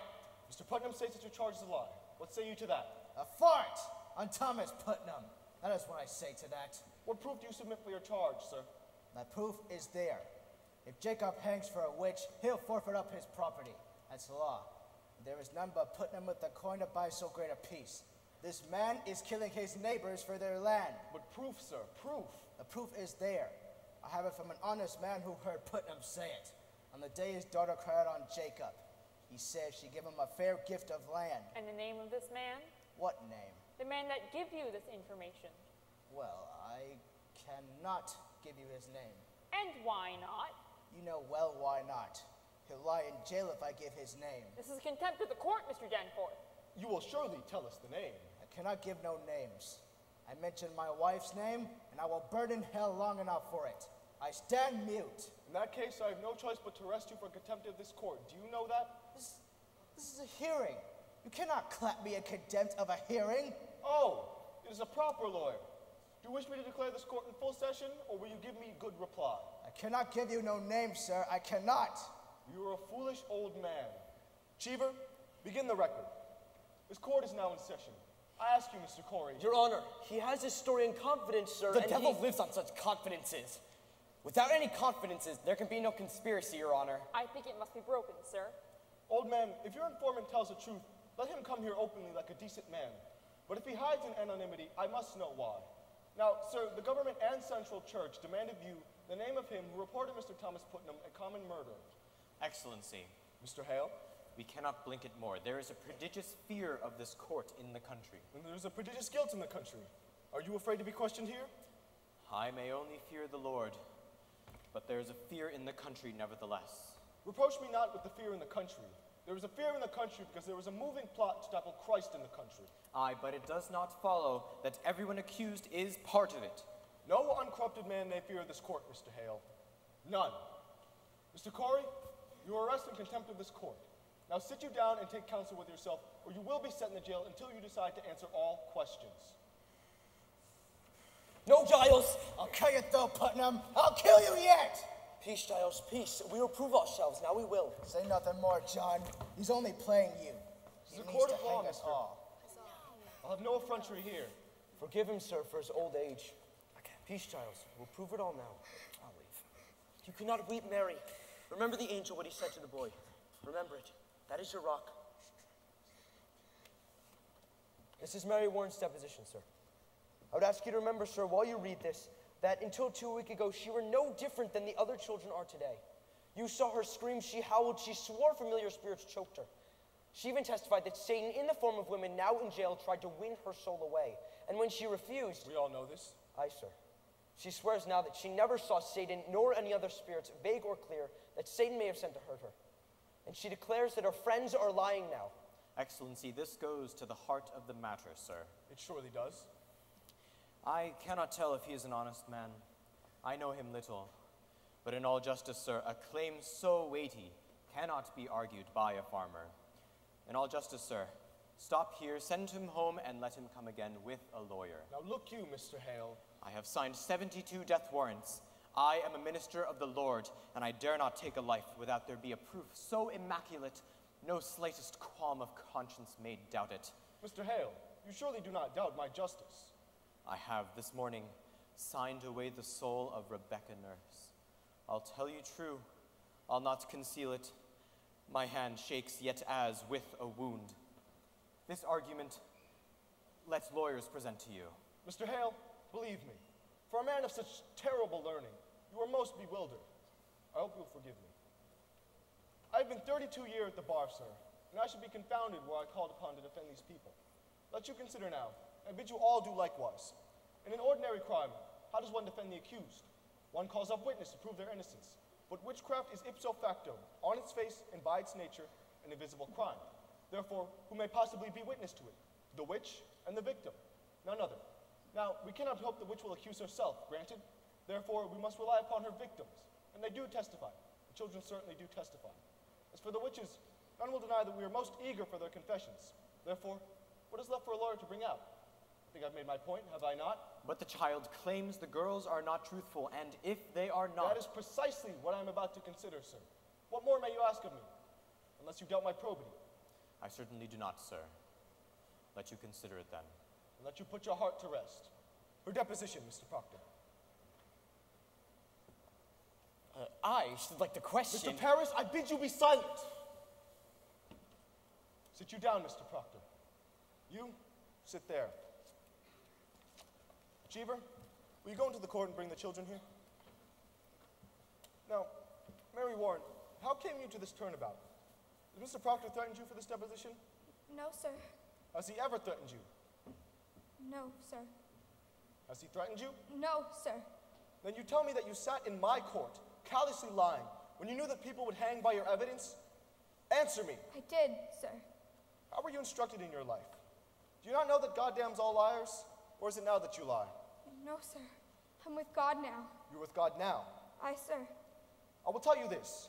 Either you were lying now, or you were lying in court. In either case, you committed perjury, and you will go to jail for it.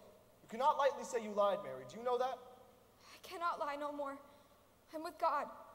I'm with God.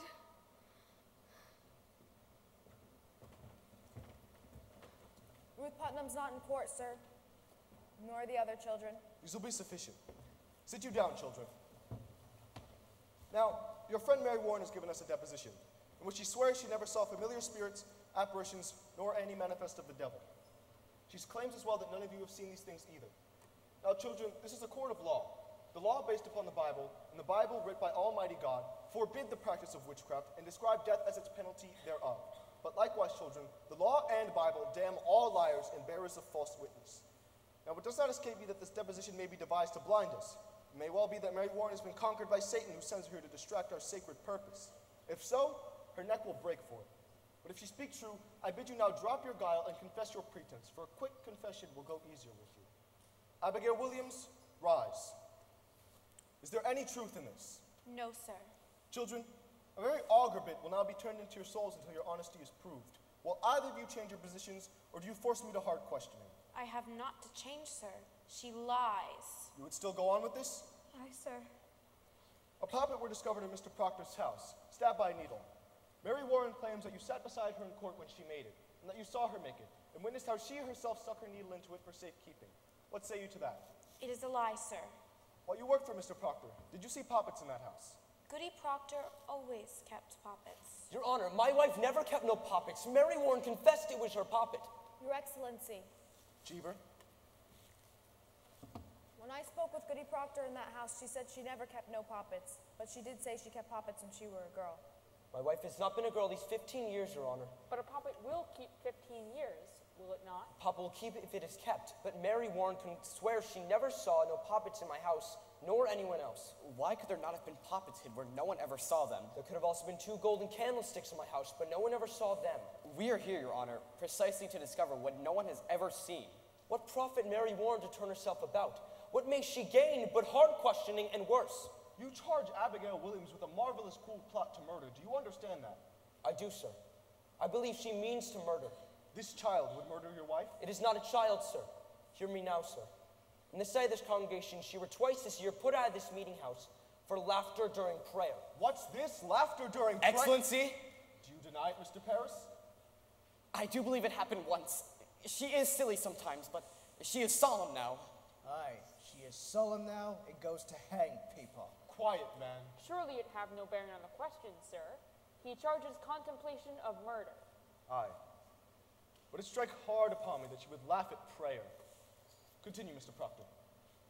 Mary, now tell the governor how you danced in the woods. Your Excellency, since I come to Salem, this man is blackening my name. In a moment, sir. What is this dancing? Mr. Proctor. Abigail leads the girls into the woods, and they dance there naked. Your Honor, this man lies. Mr. Paris discovered them in the dead of the night. That's the child she is. Mr. Paris. Excellency, I can only say I never discovered any of them naked. And this man lies. You discovered them dancing in the woods? Abigail? Excellency, when I first came from Beverly, Mr. Paris did tell me that. Do you deny it, Mr. Paris? No, sir. But she have danced. Aye, sir.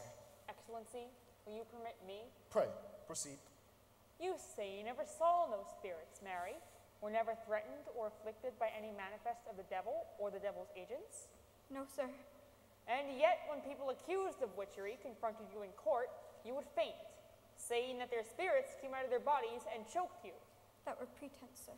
I cannot hear you. Pretense, sir. But you did turn cold, did you not? I myself picked you up many times, and your skin were icy. Mr. Danforth, I saw that many times. She only pretended to faint. They're all marvelous pretenders. Then can she pretend to faint now? Now? Why not? For now there are no spirits attacking her, for none in this room are accused of witchcraft. So let her turn herself cold now. Let her pretend she's being attacked now. Let her faint. Faint! Faint? Aye, faint. And show us how you did it so many times in the court. I cannot faint now, sir. Can you not pretend it? I have no sense of it now. Why? What is it lacking now? I cannot tell, sir. Might it be that here we have no afflicting spirits loose, but in the court there were some? I never saw no spirits. Then see no spirits now, and prove to us that you can faint by your own will as you claim. I cannot do it. Then you will confess, will you not? Attacking spirits made you to faint. No, sir. Your Honor, this is a trick to blind the court. It's not a trick. I used to faint because I thought I saw spirits. Thought you saw them. But I did not, Your Honor. How could you think you saw them unless you saw them? I cannot tell how, but I did. I heard the other girls screaming, and you, Your Honor, you seemed to believe them. And it were only sport in the beginning, sir, but then the whole world cried spirits. And I promised you, Mr. Danforth, I only thought I saw them, but I did not. Surely your excellency isn't taken by this simple lie. Abigail Williams, I bid you now search your heart and tell me this. But beware of it, child. To God, every life is precious, and his vengeance is terrible on them that take life without cause. Is it possible, child, that the spirits you've seen are illusion only, some deception that may cross your mind? This is a base question, sir. Child, I would have you consider— I've been hurt, Mr. Danforth. I have seen my blood running out. I've been near to murdered every day because I've done my duty pointing out the devil's people. And this is my reward? To be mistrusted, denied, questioned like Child, I do not mistrust you. Beware, Mr. Danforth. Think you be so mighty that the power of hell may not turn your wits? Beware of it. There is— What is it, child? I know not. A wind. A cold wind has come. Abby? Your Honor, I freeze. They're pretending. She is cold, Your Honor. Touch her. Mary, do you send this shadow on me? Lord, save me. I freeze. I freeze. Abby, don't do that. Mary Warren, do you witch her? I say to you, do you send your spirit out? Let me go, Mr. Proctor. I cannot. Oh, Heavenly Father, take away this shadow. Whore! How do you dare call heaven? Man, what do you— It is a whore. Now here, You charge— Mr. Danforth, he's lying. Mark her. Now she'll suck a string and stab me with— You will prove this. This will not pass. I have known her. I have known her.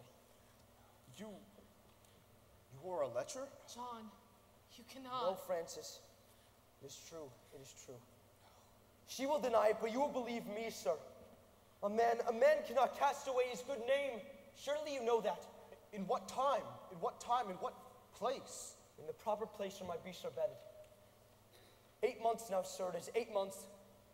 She used to serve me in my house. A man may think God sleeps, but God sees everything. I know it now. I beg you, see her what she is. My wife, my dear good wife, took this girl soon after and put her out on the high road. And being what she is, a lump of vanity, sir. Forgive me. She thinks to dance with me in my wife's grave. And well she might, for I thought of her softly. God help me, I lusted, and there be a promise in such sweat. But it is a whore's vengeance, and you must see it now. I set myself entirely in your hands. I know you must see it. My wife is innocent. Except she know a whore when she see one. You deny every scrap and tittle of this? If I must answer that question, sir, I will leave, and I will not come back again. Your Excellency, she does not deny it. Mr. Danforth, she does not deny it. You will remain where you are. Mr. Paris, go fetch Goody Proctor to me.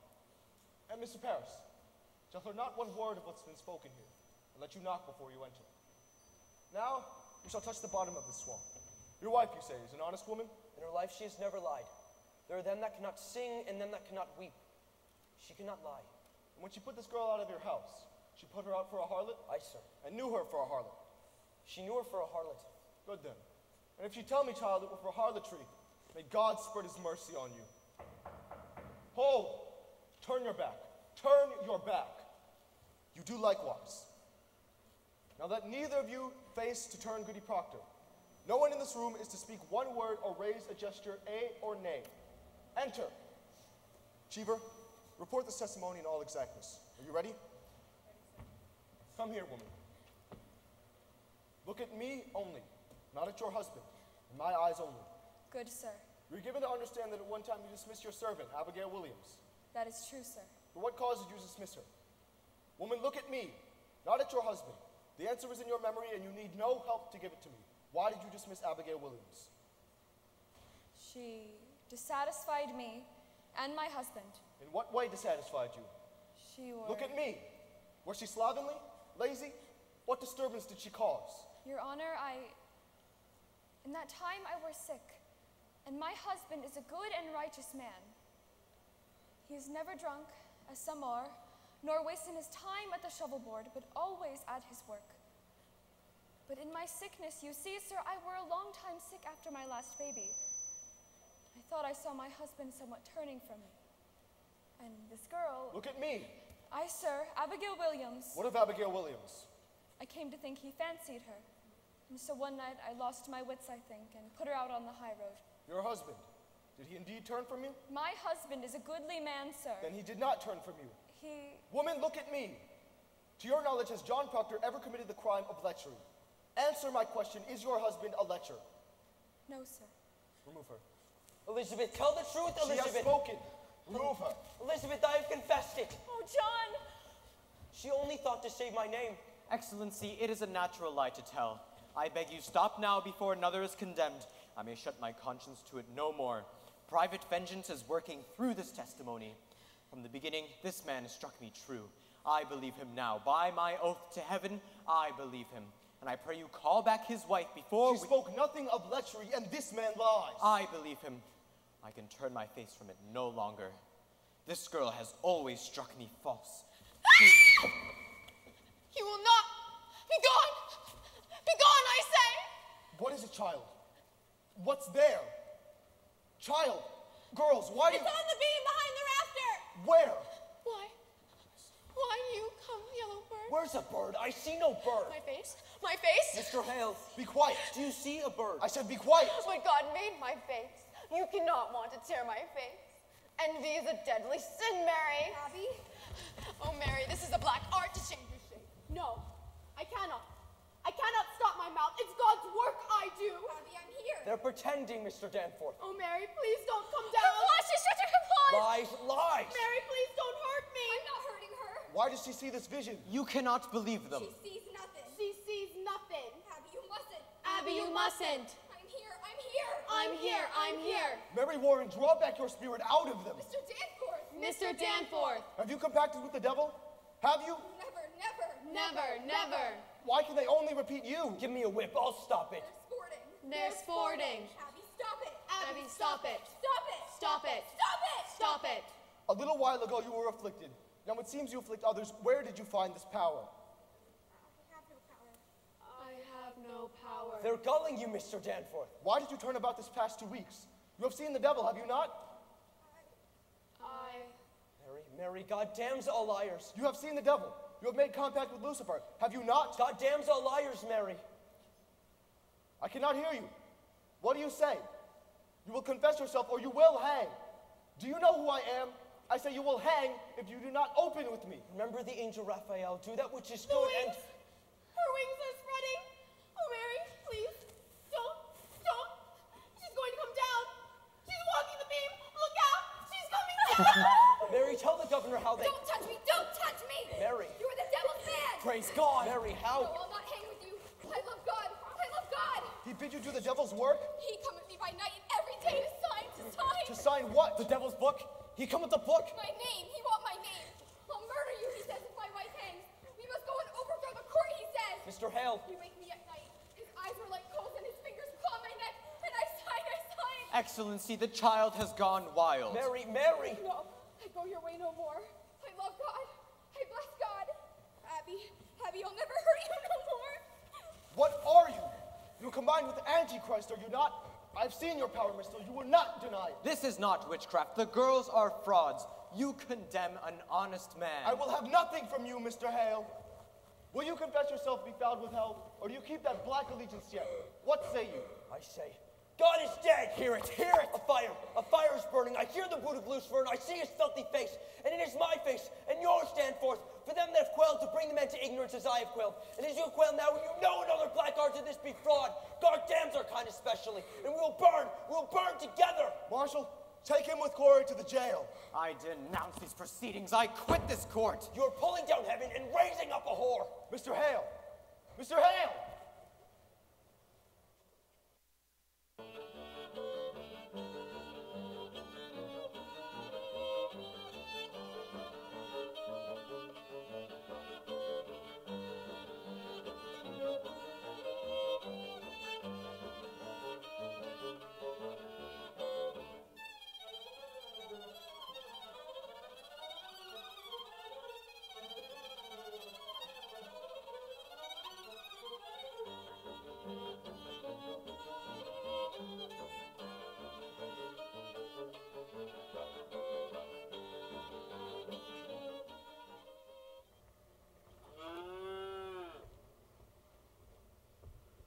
Sarah, wake up! Sarah, good! Tituba! Oh, Majesty, come. Tituba, he's here. His Majesty, come. Go to the north cell. This place is wanted now. That don't look to me like His Majesty. Look to me like the Marshal.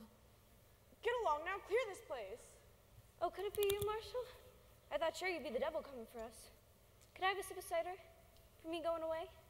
And where are you off to, Sarah? Oh, we going to Barbados? Soon the devil gets here with the feathers and the wings. Oh, a happy voyage to you. A pair of blue birds winging suddenly. The two of us. Oh, it'd be a grand transformation, Marshal. You'd best give me that or you'll never rise off the ground. Come along now. I'll speak to him for you if you desire to come along, Marshal. I'd not refuse it, Tituba. It's a proper morning to fly into hell. Oh, it ain't no hell in Barbados. Devil him be pleasure man in Barbados. Him be singing and dancing in Barbados. You folks, you rouse him up round here. It'd be too cold round here for that old boy. But in Barbados, he's just as sweet and... Yes, sir, that's him, Sarah. I'm here, Majesty. The deputy governor's arrived. Come along, come along. Oh, no, he coming for me. I going home. That ain't Satan, just a poor old cow with a hat full of milk. Come along now. Take me home, devil, take me home. Tell him I'm going too, Tituba. Now you tell him Sarah Good's going too. Take me home, devil, take me home. Good morning, Majesty. Where's Mr. Paris? I'll fetch him. Marshal, when did Reverend Hale arrive? It were toward midnight, I think. What is he about here? He goes among them that will hang, and he prays with them. He sits with Goody Nurse now, and Mr. Paris with him. Indeed. That man have no authority to enter here, Marshal. Why have you let him in? Why, Mr. Paris, command me, sir. I cannot deny him. Are you drunk, Marshal? No, sir. It were a bitter night. I have no fire here. Fetch Mr. Paris. Aye, sir. There's a prodigious stench in this place. I have only now cleared the people out for you. Beware hard drink, Marshal. Aye, sir. Let you question Hale, Excellency. I should not be surprised he have been preaching in Andover lately. We'll come to that. Speak nothing of Andover. Paris prays with him. That's strange. I think sometimes Paris has a mad look these days. Mad? I met him yesterday coming out of his house, and I bid him good morning. And yet he wept and went his way. I think it is not well the village sees him so unsteady. Perhaps you have some sorrow. I think it be the cows, sir. The cows? There be so many cows wandering the high roads. Now their masters are in the jails and much disagreement who they will belong to now. I know Mr. Paris be arguing with farmers all day yesterday. There is great contention, sir, about the cows. The cows make him weep, sir. There were always a man that weep for contention. Oh, good morning, sir. Thank you for coming. I beg your pardon waking you so early. Good morning, Judge Hathorne. Reverend Hale have no right to enter... Excellency, a moment. Do you leave him alone with the prisoners? What's his business here? Excellency, hear me. It is a providence. Reverend Hale has returned to bring Rebecca Nurse to God. He bids her confess? Hear me. Rebecca have not given me a word this 3 months since she came. And now she sits with him, and her sister, and Martha Corey, and 2 or 3 others. And he pleads with them, confess their crimes, and save their lives. Why, this is indeed a providence. And they soften. They soften? Not yet, not yet. But I thought that someone knew, sir, that we might think on whether it be not wise to... There is news, sir, that the court must reckon with my niece. I believe she has vanished. Vanished? I had thought to advise you of it earlier in the week, sir, but Why? How long is she gone? This be the 3rd night. Mercy Lewis is gone too. I will send a party for them. Where may they be? Excellency, I think they'd be aboard a ship. My daughter now tells me she heard them speaking of ships last week, and tonight I discovered my strongbox broke into. She have robbed you? 31 pound is gone. I am penniless. Mr. Paris, you are a brainless man. Excellency, it profit nothing you should blame me. I cannot think they would run off except they fear to keep in Salem, since the news of Andover have broken here. Andover is remedied. The court returns there on Friday and will resume I am examination. sure of it, sir. The rumor here speaks rebellion in Andover. There is no rebellion in Andover. I tell you what is said here, sir. Andover hath thrown out the court, they say, and will have no part of witchcraft. There be a faction here feeding on that news. And I tell you true, sir, I fear there will be a riot here. Riot? Why, at every execution, I have seen naught but high satisfaction in the town. It were a different sort that hanged till now, Judge Hathorne. Rebecca nurses no Bridget that lived 3 months with Bishop before she married him. John Proctor is not Isaac Ward that drank his family to ruin. Let Rebecca stand upon the gibbet and send him some righteous prayer, and I fear so wake a vengeance on you, sir. Excellency, she is condemned a witch. The court hath decided. Pray you, how do you propose them? Excellency, I would postpone these hangings for a time. There will be no postponement. Now Mr. Hale's returned. There is hope now, I think, for if you bring even one of them to God, that confession surely damns the others in the public eye. This way, claiming innocence and unconfessed, doubts are multiplied. Many honest people will weep for them, and our good purpose will be lost in their tears. Cheever, give me the list. It cannot be forgot, sir, that when I summoned the congregation for John Proctor's excommunication, hardly 30 people came to hear. That speak of discontent, I think, and... There will be no postponement. Excellency! Now, sir, which of these, in your opinion, may be brought to God? I will myself strive with them till dawn. There is not sufficient time till dawn, sir. I shall do my utmost. Which of these do you have hope for? Excellency, a dagger. What do you say? Tonight, when I opened my door to leave my house, a dagger clattered to the ground. You cannot hang this sort. There is danger for me. I dare not leave my house at night. Accept my congratulations, Reverend Hale. We're glad to see you return to your good work. You must pardon them. They will not budge. You misunderstand, sir. I cannot pardon these when 12 already hang for the same crime. It is not just. Rebecca will not confess? The sun will rise in a few minutes. Your Excellency, I must have more time. Now hear me and beguile yourselves no more. I will not receive a single plea for pardon or postponement. Them that will not confess will hang. 12 are already executed. The names of these 7 are given out, and the village expects to see them die at dawn.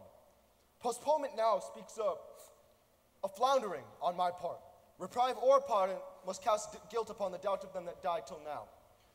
While I speak God's law, I will not crack its voice with whimpering. If retaliation is your fear, know this.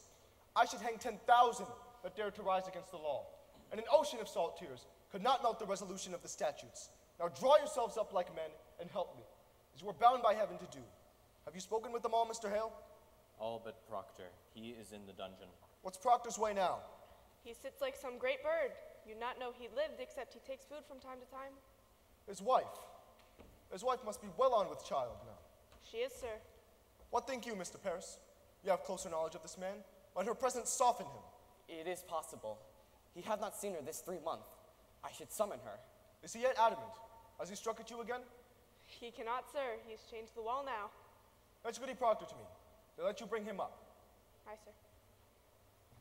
Excellency, if you postpone a week and publish to the town you are striving for their confessions that speak mercy on your behalf, not faltering. Mr. Hale, as God hath not empowered me like Joshua to stop the sun from rising, so I cannot withhold from them the perfection of their punishment. If you think God wills you to raise rebellion, Mr. Danforth, you are mistaken. You've heard rebellion spoken in Salem? Excellency, there are orphans wandering from house to house. Abandoned cattle bellow on the high roads. The stink of rotting crops hangs everywhere, and no man may know when the harlot's cry will end his life. And you wonder if rebellion spoke? Better you should marvel how they do not burn your province. Mr. Hale, have you preached in Andover this month? Thank God they have no need of me in Andover. You baffle me, sir. Why have you returned here? Why, it is simple. I come to do the devil's work. I come to counsel Christians they should belie themselves. There is blood on my head. Can you not see the blood on my head? Hush! Goody Proctor, I hope you are hardy. I am yet 6 months before my time. Pray, be at your ease. We come not for your life, we... Mr. Hale, will you please speak with the woman?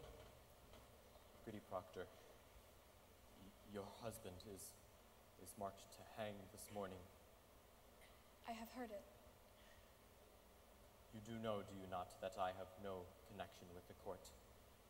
Goody Proctor, I come of my own, and I would save your husband's life, for if he is taken, I count myself his murderer. Do you understand me? What do you want of me?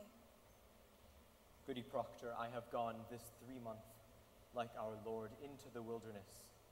I have sought a Christian way, for damnation is doubled on a minister who counsels men to lie. It is no lie. You cannot speak of lies. It is a lie. They are innocent. No more. No more. I'll have no more of this. Let you not mistake your duty as I mistook my own. I came into this village like a bridegroom to his beloved, bearing gifts of high religion. The very crowns of holy law I brought. And what I touched with my bright confidence, it died. And where I turned the eye of my great faith, blood flowed up. Beware, Goody Proctor. Cleave to no faith where faith brings blood, for it is mistaken law which leads you to sacrifice. Life, woman, life is God's most precious gift, and no presence more glorious may justify the taking of it. I beg you, prevail upon your husband to confess. Let him tell his lie, for it may well be God damns a liar less than he who throws his life away for pride. Will you plead with him? I cannot think he will listen to another. I think that be the devil's argument. Woman, before the laws of God, we are as swine. We cannot read his will. I cannot dispute with you, sir. I lack learning for it. Goody Proctor, you were not summoned here for disputation. Is there no wifely tenderness within you? He will die with the sunrise, your husband. Do you understand it? What say you? Will you contend with him? Are you stone? I tell you true, woman, had I no other proof of your unnatural life, your dry eyes now would be sufficient evidence that you've delivered up your soul to hell. A very ape would weep at such calamity. Have the devil dried up any tear of pity in you? Take her out. Profit nothing she should see him. Let me speak with him, Excellency. You'll strive with him? Will you plead for his confession or will you not? I promise nothing. Let me speak with him.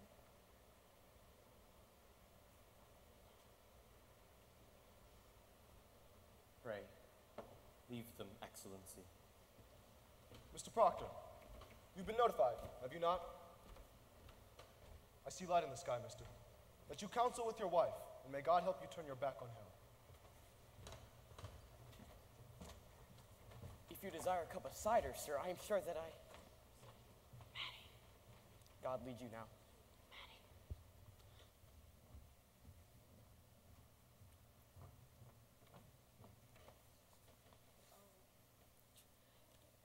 You have been chained? Aye. The child? It grows. There's no word of the boys? They're well. Rebecca's Daniel keeps them. You've not seen them? I have not. You are a marvel, Elizabeth. They come from my life now. I know it. None have yet confessed? There be many confessed. Who are they? There be 100 or more, they say. Goody Ballard is one. Isaiah Goodkind is one. There be many. Rebecca? Not Rebecca. She is 1 foot in heaven now. Naught may hurt her more. And Giles? You have not heard of it? I hear nothing where I am kept. Giles is dead.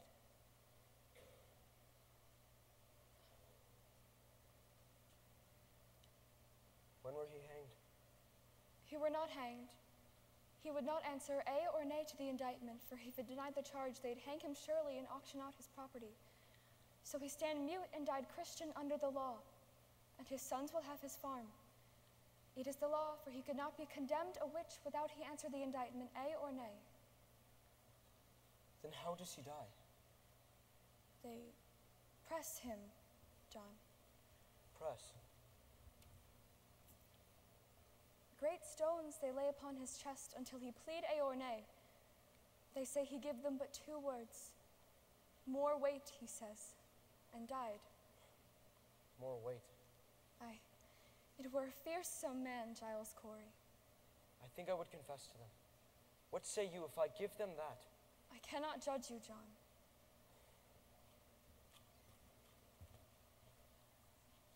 What would you have me do? As you will, I would have it. I want you living, John, that's sure. Giles' wife, have she confessed? She will not. It is a pretense, Elizabeth. What is? I cannot mount the gibbet like a saint. It is a fraud. I am not that man. My honesty is broke, Elizabeth. I am no good man. Nothing spoiled by giving them this lie that were not rotten long before. And yet you have not confessed till now. That speak goodness in you. Spite. Spite only keeps me silent. It is hard to give a lie to dogs. I would ask for your forgiveness, Elizabeth. It is not for me to give, I would have you see some honesty in it. Let them that never lie die to keep their souls now. It is a pretense for me, a vanity that will not blind God nor keep my children out of the wind. What say you? John, it come to naught that I should forgive you. Will you forgive yourself? It is your soul, John. Only be sure of this, for I know it now. Whatever you do, it is a good man does it. I have read my heart this 3 months, John. I have sins of my own to count. It needs a cold wife to prompt lechery. Enough, enough. Better you should know me. I will not hear it. I know you. You take my sins upon no, you, I John. take my own. I take my own. I counted myself so plain, so poorly made, no honest love could come to me. Suspicion kissed you when I did, and I never knew how I should say my love. It were a cold house I kept. What say you, Proctor? The sun is soon up. Do what you will, but let none be your judge, for there is no higher judge under heaven than Proctor is. Forgive me, John. I never knew such goodness in the world. I want my life. You will confess yourself? I will have my life. God be praised! It is a providence! He will confess! Proctor will confess! Why do you cry it? It is evil, is it not? It is evil. I cannot judge you, John. I cannot. Then who will judge me? God in heaven, what is John Proctor? What is John Proctor? I think it is honest. I think so.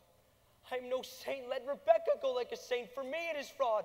I am not your judge. I cannot be. Would you ever give them such a lie? Say it. Would you ever give them this? You would not. If tongues of fire were singeing you, you would not. It is evil. Good then. It is evil. And I do it. Praise to God, man. Praise to God. You shall be blessed in heaven for this. Now then, let us have it. Are you ready, Cheever? Why must it be written? Why? For the good instruction of the village. This we shall post upon the church door. Where's the marshal? Herrick, hurry. Now, sir, will you speak slowly and directly to the point for Cheever's sake? Mr. Proctor, have you ever seen the devil in your life? Come, man, take courage. Have you seen the devil? I have. Praise God. And when he come to you, what were his demands? Did he bid you to do his work upon the earth? He did. And you bound yourself to his service? Ah, Rebecca Nurse, come in. Come in, woman. John, you're well then, eh? Courage, man, courage. Let her witness your good example that she may come to God herself. Now hear it, goody nurse. Say on, Proctor, did you bind yourself to the devil's service? Why, John? I did. Now, woman, you surely see it profit nothing to keep this conspiracy any further. Will you confess yourself with him?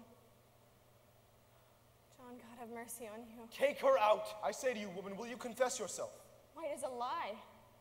It is a lie. How may I damn myself? I cannot. I cannot. Mr. Proctor, did you ever see Rebecca Nurse in the devil's company? Come, man. Take courage. Did you ever see her with the devil? No. Did you ever see her sister, Frances Nurse, with the devil? No, I did not. Did you ever see Martha Corey with the devil? I did not. Did you ever see anyone with the devil? I did not. Proctor, you mistake me.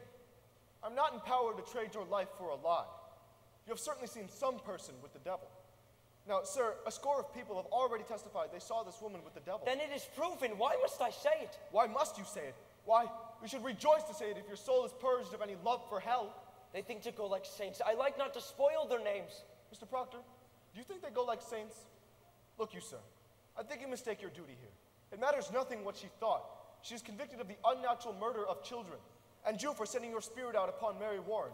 Your soul alone is the issue here, sir, and you will prove its whiteness, or you cannot live in a Christian country. Will you tell me now what persons conspired with you in the devil's company? To your knowledge, was Rebecca Nurse I speak my own sin. I cannot judge another. I have no tongue for it. Excellency, it is enough he confess himself. Please, let him sign it. Let him sign it. It is a great service, sir. It is a weighty name. His confession will surely strike the village. I pray you, let him sign it, Excellency. The sun is almost up. Come then, sign your testimony. Cheever, take it to him. Come, man, sign it. You've all witnessed it. It is enough. You will not sign it? You've all witnessed it. What more is needed? Do you sport with me? You will sign your name, or it is no confession, mister.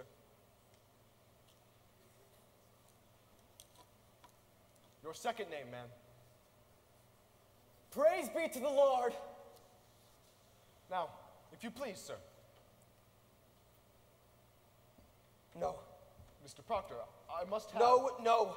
I have signed it. You've seen me. It is done. There is no need for this. Proctor, the village must have proof that... Damn the village. I have confessed to God, and God has seen my name on this. It is enough. No, sir. It is not enough. You came to save my soul, did you not? Here, I have confessed myself. It is enough.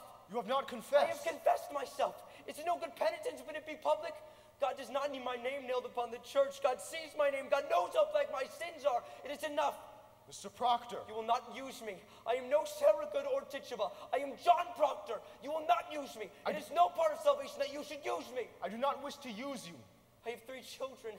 How may I teach them to walk the world like men? And I sold my friends. You have not sold your friends. Beguile me not. I blacken all of them when this is nailed to the church the very day they hang for silence.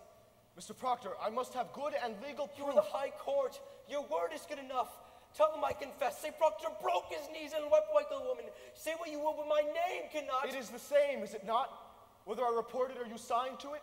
No, it is not the same. What others say and what I sign to is not the same. Why? Do you mean to deny this confession when you are free? I mean to deny nothing. Then explain to me, Mr. Proctor, why will you not let me? Because it is my name! Because I cannot have another in my life. Because I lie and sign myself to lies. Because I'm not worth the dust on the feet of them that hang.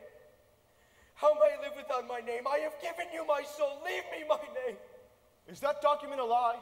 If it is a lie, I will not accept it, mister. I do not deal in lies. What say you? You will give me your honest confession in my hand, or I cannot keep you from the rope. What way do you go?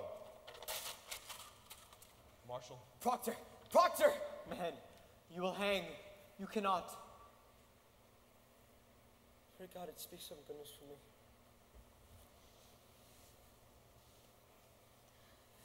Show them no tear. Give them a heart of stone and sink them with it. But you fear nothing. There is another judgment that waits us all. Hang them high over the town. Whoever weeps for these, weeps for corruption. Take them. Come, man.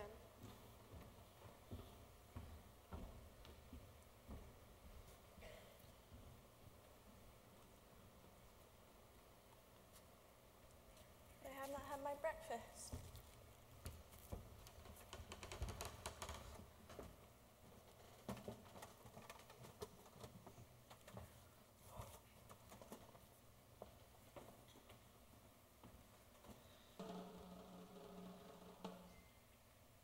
Go to him.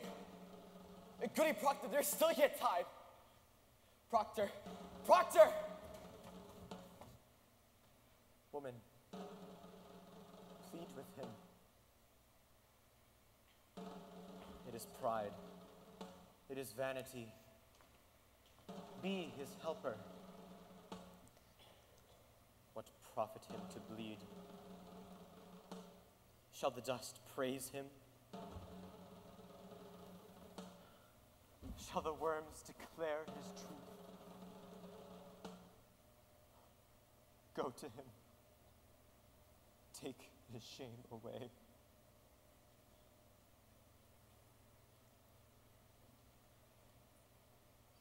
we have his goodness now.